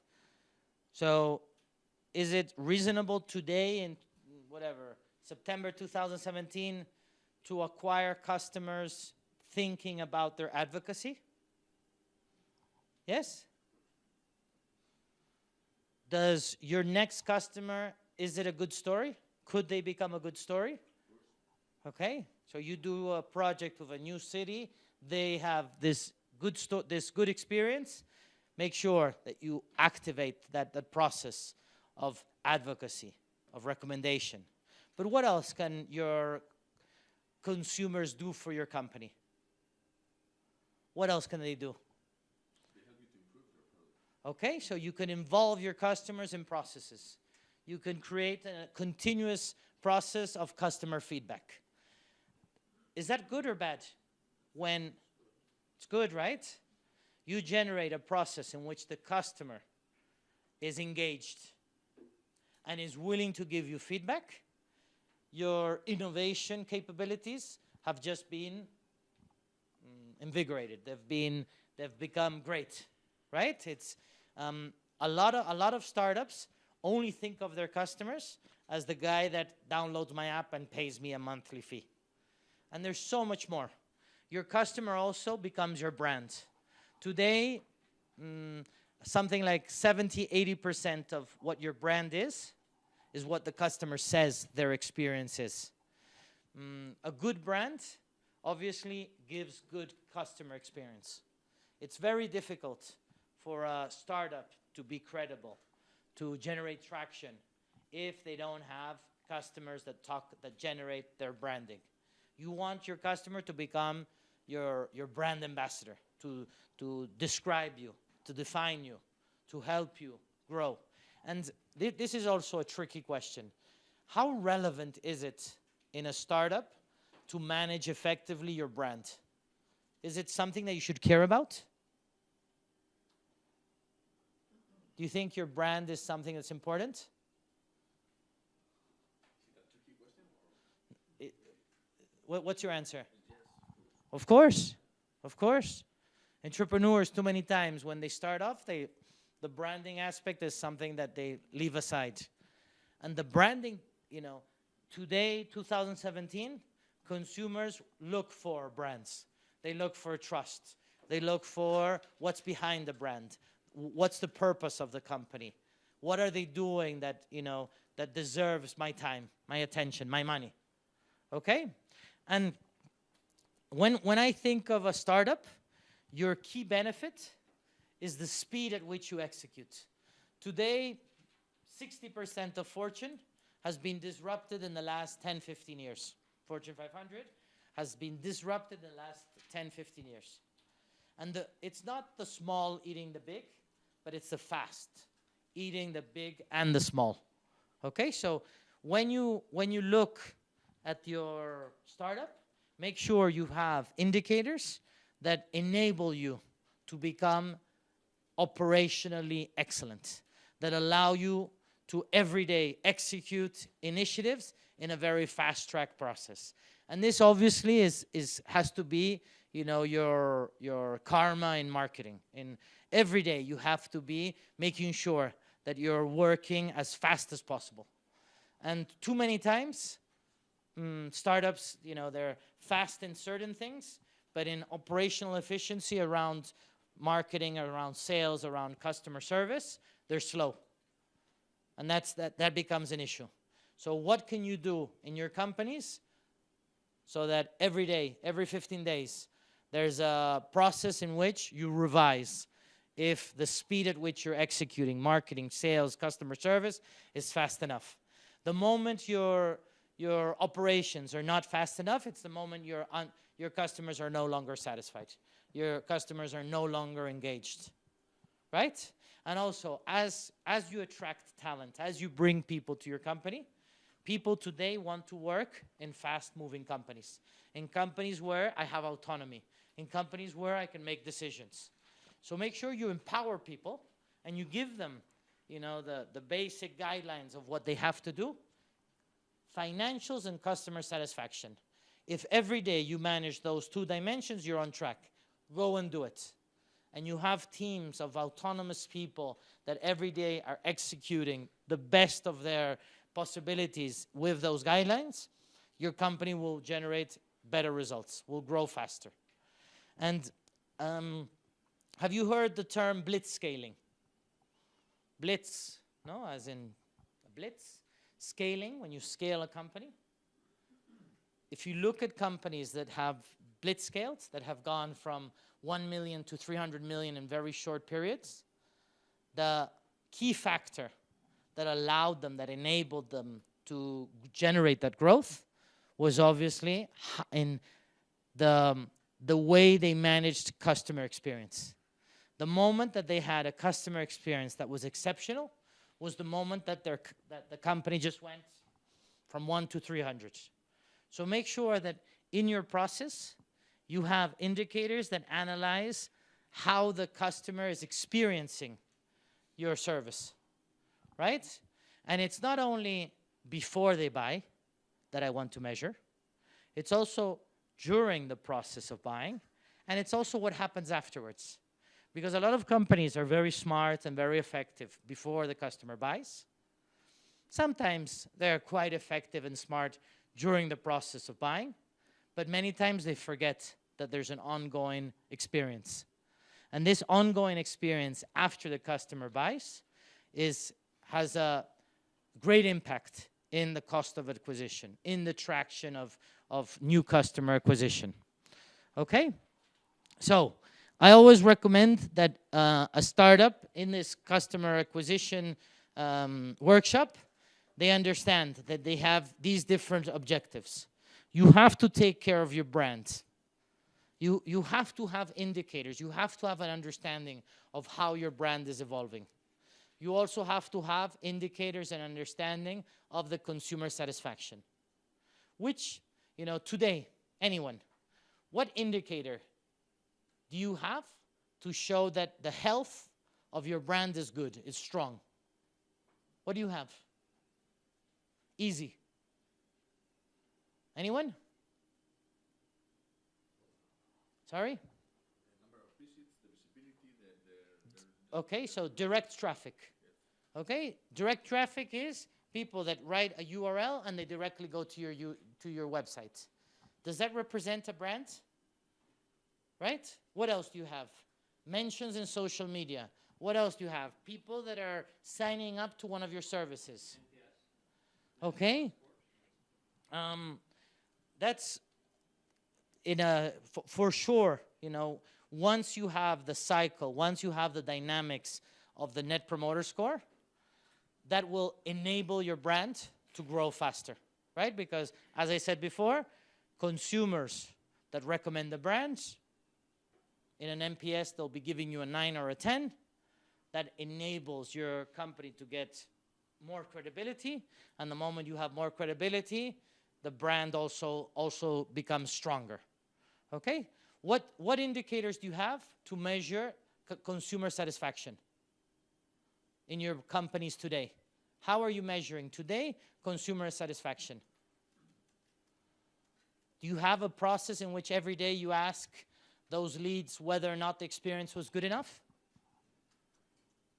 Are you reading what people are writing about you?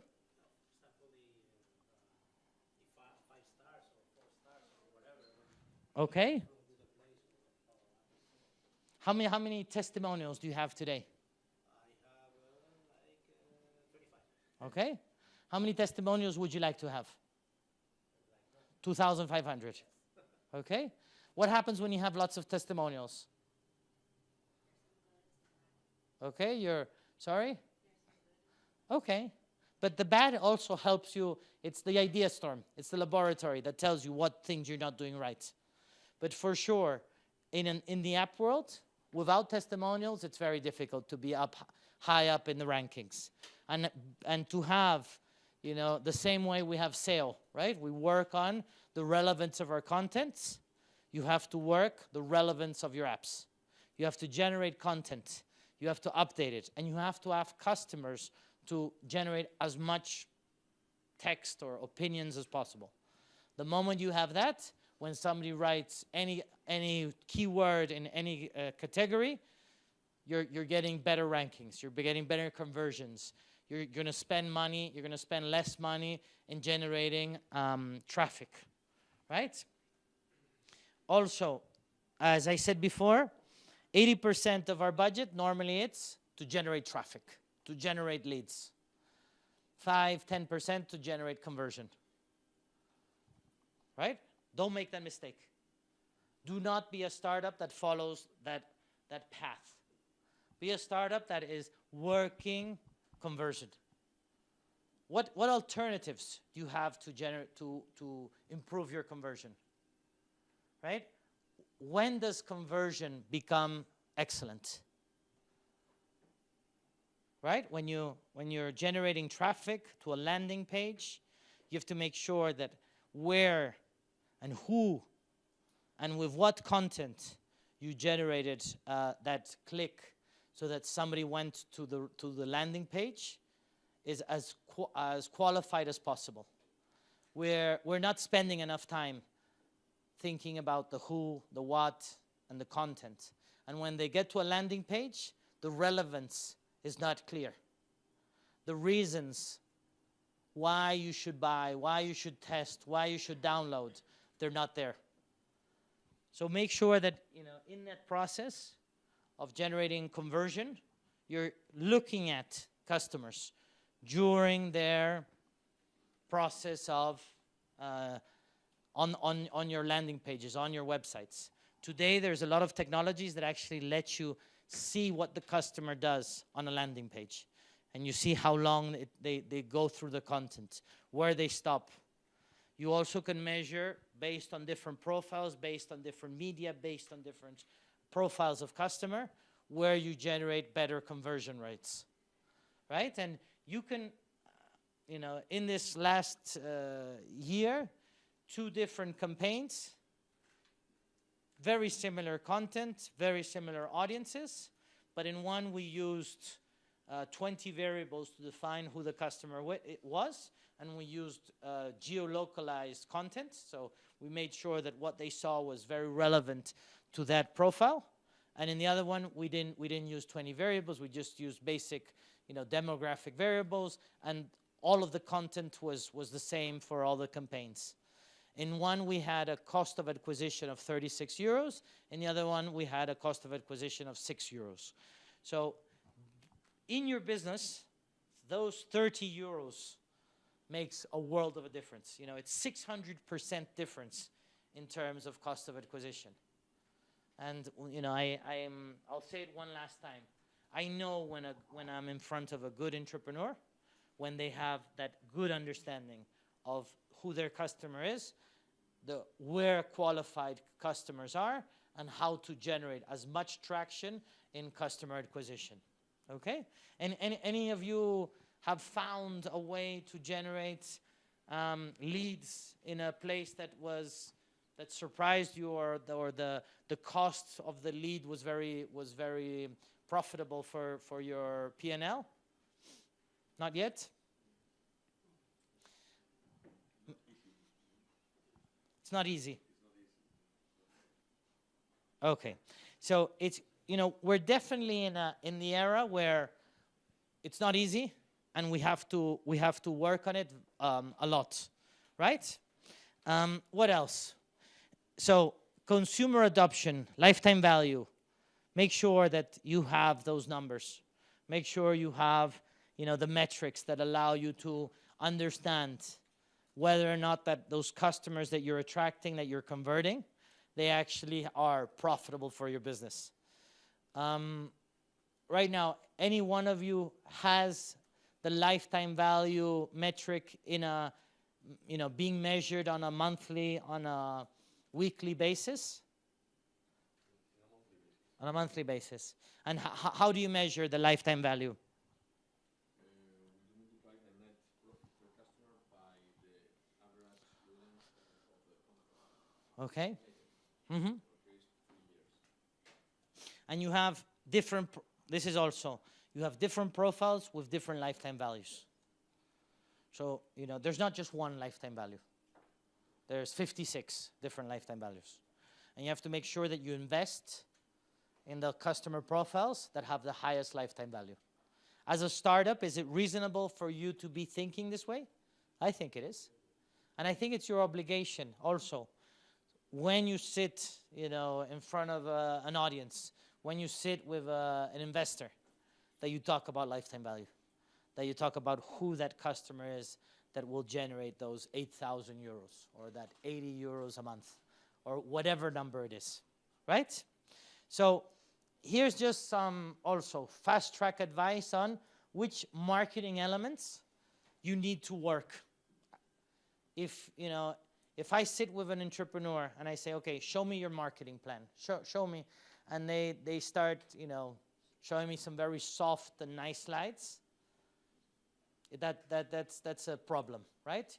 You need entrepreneurs to have very good science, very good tactical abilities when it comes to executing a marketing plan. And marketing is brand, it's experience, it's customer satisfaction, it's sales, it's advocacy. Marketing, at the end of the day, it resolves the most critical aspects of your business. So you have to have the growth hacker mindset, everything with data. If something can't be measured, don't do it. Everything real time. If something's not working, you have to be able to cut it out. Everything based on variable costs. You have to be able to optimize things. You have to be able to test new techniques. If that's not the marketing that you're executing, the results are going to be less attractive. You also have to have very good reasons why the customer has to buy from you. Is it because you give them something exceptional in terms of quality? Is it because of the service? Is it because of the real-time understanding of your needs? You have to make sure that for each customer, for each campaign, you speak and you execute and you manage the reasons why a customer should buy from you, right? You also, in this marketing plan, you have to make sure that you define the objectives. What are the objectives for the next 3 months? What do I want to achieve in terms of number of leads, in terms of conversion, in terms of new customers, right? Also, define very specifically who the audiences are. When right now I'm executing a campaign, we've defined 5 different profiles. One of the profiles is, it's a story of this woman that has a career and she lives in the center of, urban cities. These are her motivations. Very specific definition of the buyer persona. You have to understand everything that goes around, in their mind. You have to make sure that you understand them in great depth. You also have to manage these 2 spectrums. Outbound. Outbound is when I launch a message and hopefully it trickles down and it allows me to reach audiences that are qualified. But you should also focus as a startup working as of now in inbound marketing. Inbound marketing is when everything is personalized, everything is specific. Everything is designed so the customer has a feeling that that content, that explanation has been tailor-made. And also, one of the tricks, one of the secrets for customer acquisition is when you know the customer so well, you also know their customer journey, right? What is a customer journey? How do people, buy travel? They go through an inspiration phase. How do I get inspired for when I buy my next summer holiday? What content, what services am I looking for? The better you know the customer journey, and if you manage to connect with the consumer at the beginning of the customer journey, you generate better conversions and lower costs of acquisition. So make sure that you invest time in defining those buyer personas, and make sure you invest time in understanding the customer journey. Go through different techniques to design the customer journey, so you have a full understanding of all of the moments of truth in which a customer is looking for services or solutions that is in the field in which you can be relevant. And I repeat, if you connect with the consumer at the beginning of the customer journey, conversion rates are higher and cost of acquisitions are lower. And not too many people are competing in this customer journey context. So it's a very good place to generate exceptional results in terms of acquisition and conversion. You also have to have, before I said a purpose, you have to have a reason why you want the customer to describe you, right? What is, your favorite companies, your favorite startups? They have conquered a concept in the consumer mind. 2, 3 words. How do you describe that concept that you need to conquer, and make sure that as you build your marketing, as you build your strategy of customer acquisition, that you're always making sure that you're strengthening the concept. A startup needs to be a concept, needs to conquer in the mind of the consumer that concept ongoing, continuously. We're also faced today with so many alternatives when it comes to channels, especially in digital. How much of your budget should be digital when it comes to customer acquisition? Is it 100%? Is it 80%? Is it 60%? How many of you are investing all of their marketing in digital? 100%. Yeah? What's true is that consumer behavior today, it's around 60 to 80% digital when it comes to acquiring a new service. We go through digital phases no matter what in the B2C context. So make sure that you are investing at least 60% of your budget in the digital space, because that's a good place to start testing techniques of maximum conversion and best cost of acquisition. But what's also important is that when we think of channels, you have to be testing continuously, testing new channels, new ways to reach audiences. You should not just have, your Google campaign and that's it. Continuously test new ways. Also, it's important to point out that in the period of the year, right now we're in September. Is September a good month for smart cities? Is September a good month for, I don't know, what's your company? It's about car insurance, yeah, it's right. So is September a good month for car insurance? Why? Because there's a lot of people that buy a new car for the summer, so we want to buy a car. Okay. What are the motivations around buyer and insurance in September? What are the reasons why it would buy one company versus the other? It's all about brand and price, mostly. And service? Yes, but not that much. No? It's more about price. But And when you have had a bad service, well, when you're trying to change, of course, but because most of the people in 1 year don't actually use insurance, it's mostly about price. okay. So make sure that you understand also the context from a calendar perspective. Your companies, over the period of a year, the context of February is different to the context of May to September. And there's different reasons and there's different triggers when it comes to consumer motivations that are based on the year. And also, as the year goes by, you should also be managing more effectively the campaigns that generate the best, traction in terms of customer acquisition with the highest lifetime value. So as time goes by, when I look at a plan, I'm saying, okay, are they optimizing? Are they generating better results?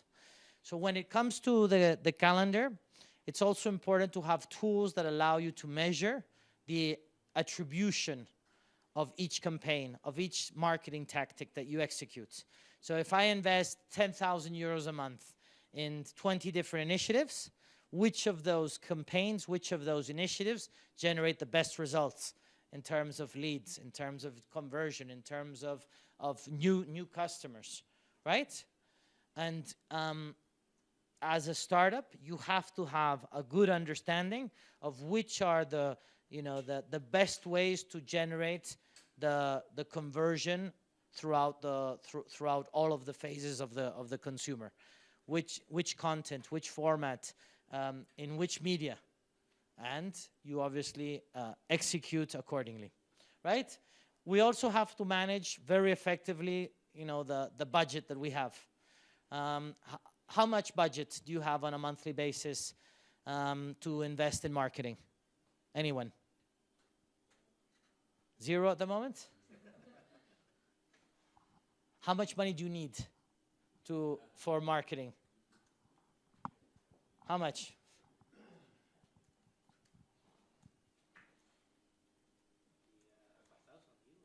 With 5,000 euros, you can generate the traction for your company. Yeah, 5,000 monthly. Okay, well then, my advice is design a strategy with more ambition, right? Because a startup with 5K is not going to grow exponentially, right? So make sure that you have those numbers, and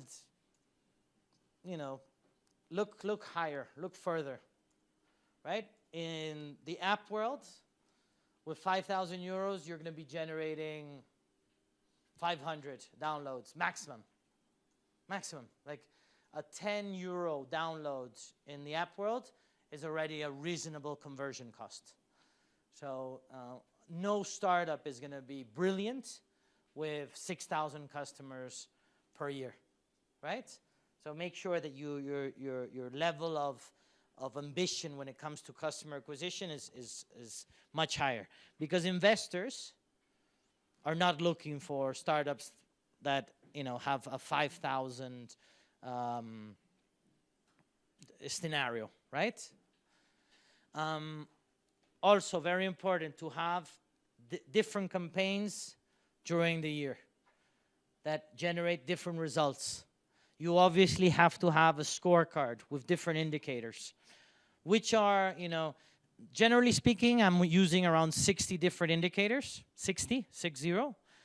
And when it comes to a startup, I think there's at least 20 indicators that when it comes to digital marketing and cost of acquisition and consumer acquisition, that all startups should have. And the good news is that most of these indicators, most of these measurements of how well you're doing it, they come automatically. It's not a big effort to generate a scorecard. Today, there's certain tools. I'm using Clipfolio. Clipfolio allows me to connect Google with my e-commerce, with my website, with Facebook, with TripAdvisor, with a website. And it allows me to, every day, have real-time information from all of these sources. And obviously, that allows me and enables me to manage proactively and effectively the acquisition and the conversion and the satisfaction of my consumers. Here also, today I brought for you guys some examples, right? When I talk about a buyer persona, this is what I mean. You know, who is this woman? Ángela Tejedor. What are her goals when it comes to a car, when it comes to the insurance? What are the motivations? What are her digital behaviors? This is the kind of level that you should be defining for each one of the profiles of your customers. Okay? This is, you know, it's a good exercise because it allows the whole company to have a really good understanding of who the customer is and to understand the customer beyond the typical basic demographics. Today, marketing that's just designed with demographic variables is quite limited. I'll give you the URL so you can download this presentation for sure. Also, an example, the customer journey. All of those moments, make sure that you spend a day with the whole team of your startup defining the process in which the customer discovers you, the process in which the customer identifies a demand where you can provide a solution. Identify the motivators that the customer has when they're buying, the difficulties, the pain points, the wow moments. Make sure that you invest time in designing a customer journey, and you will be identifying moments in which you can provide a solution that is unique, that's different, that's special. And that creates a dynamics with the customer that it's very, very effective. Also, most of the time when you go into digital marketing, you stop here. Normally, we're spending 90% of our budgets until sales. Okay? Well, I won't touch it for a second. Okay, so when it comes to sales, we stop.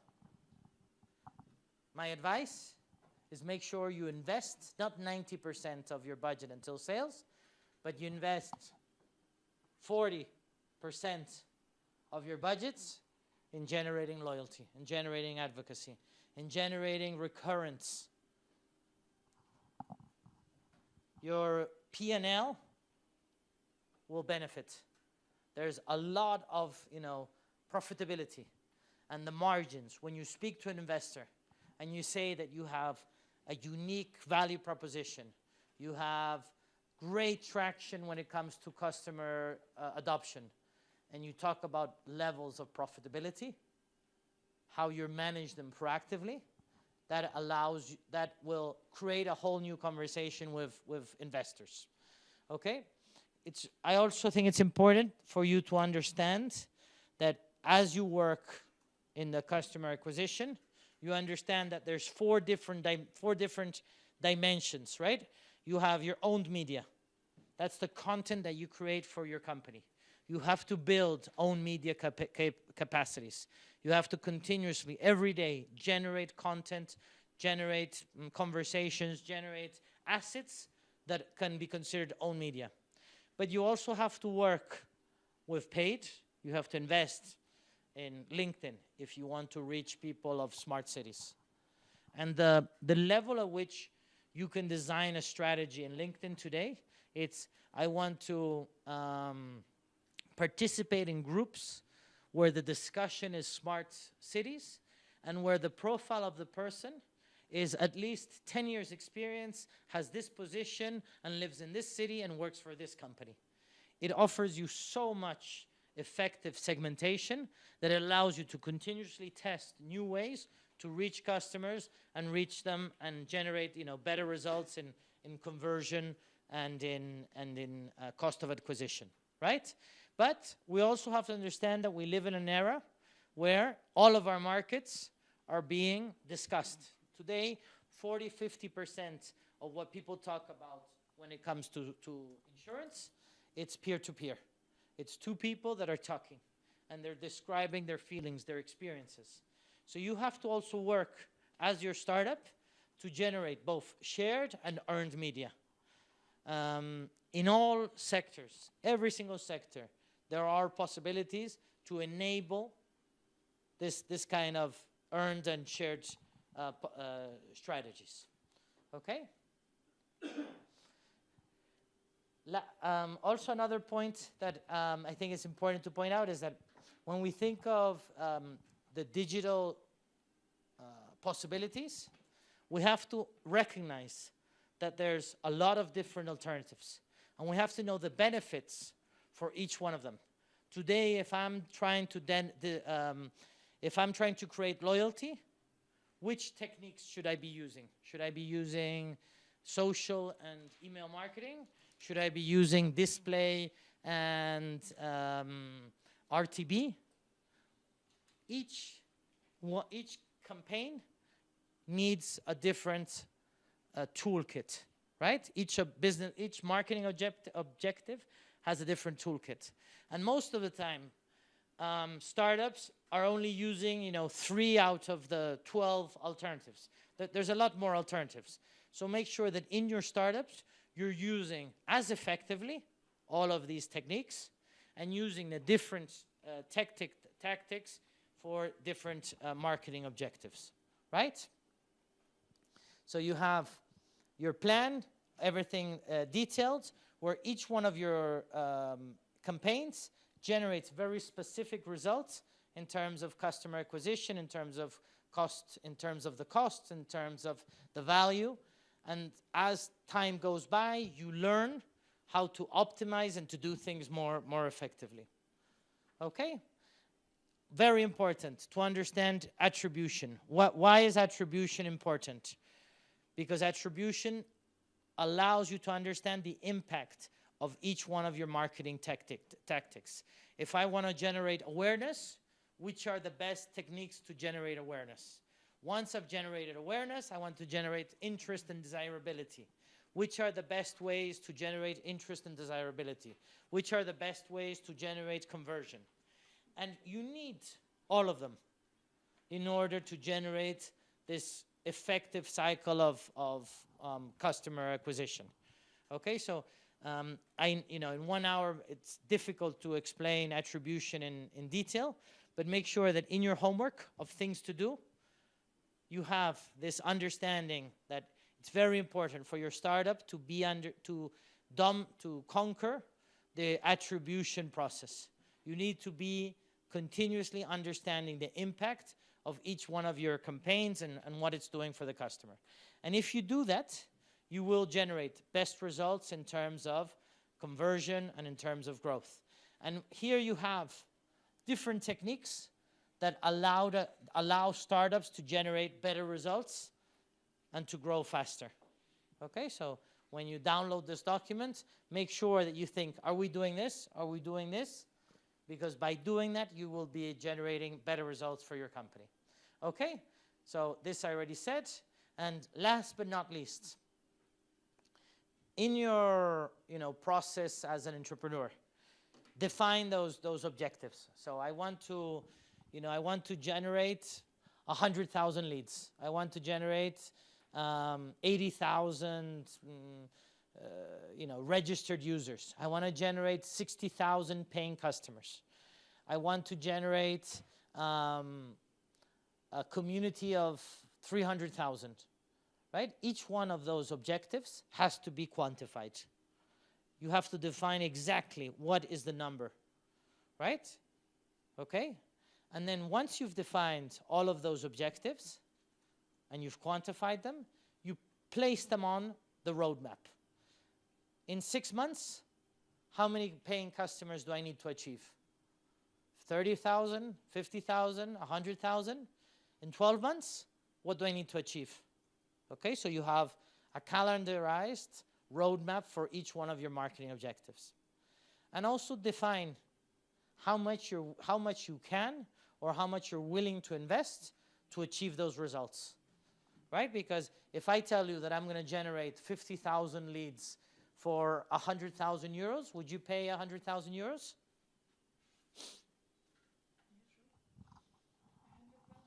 100,000 euros for 50,000 leads.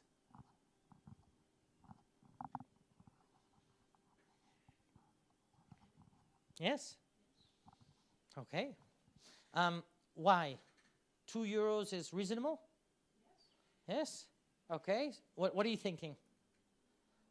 Depends on what kind of thing you're selling. No, in your case, insurance. Yeah, the lifetime value of my customer is much higher than Okay, so I tell you that the quality of those 50,000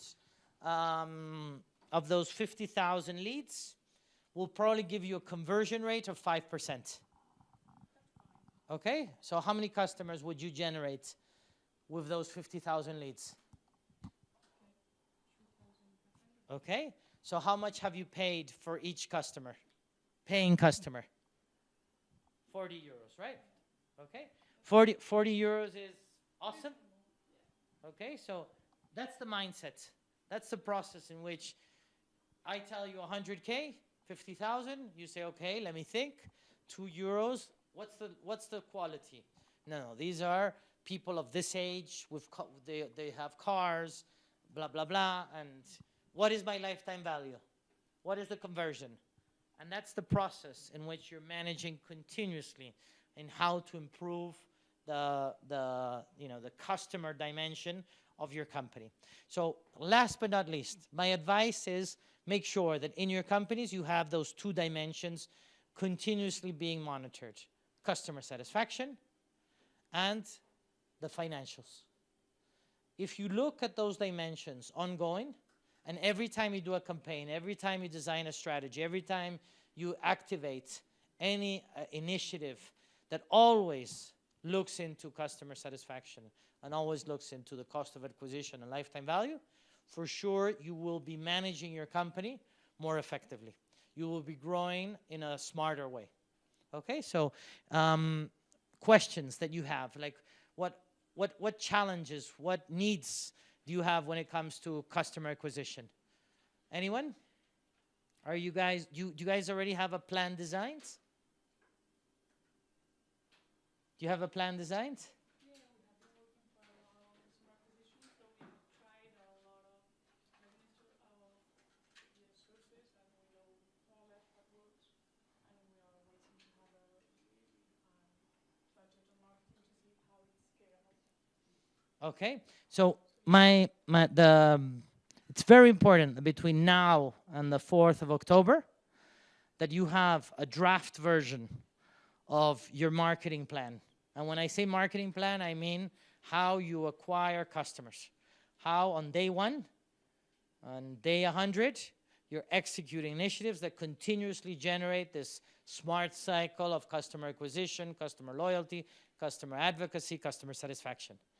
And it's, one of the killer questions that you'll get from the judges and from the investors of South Summit will be in the field of how do you generate this bottom-up approach of your first 1,000, 10,000, 100,000, 1 million customers. Maybe in a B2B business of smart cities, you don't need 1 million customers. That wouldn't be smart.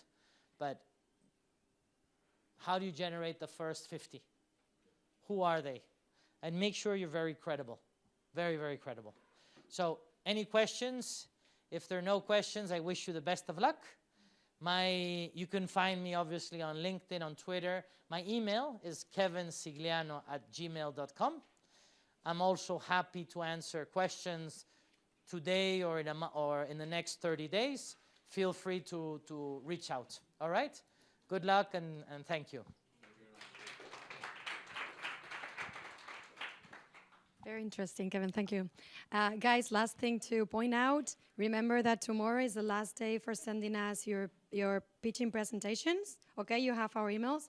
Even if it's the first draft, we're only using it to provide our mentors with them so that it's easier to go through the sessions. All right? Thank you so much for coming and welcome on board.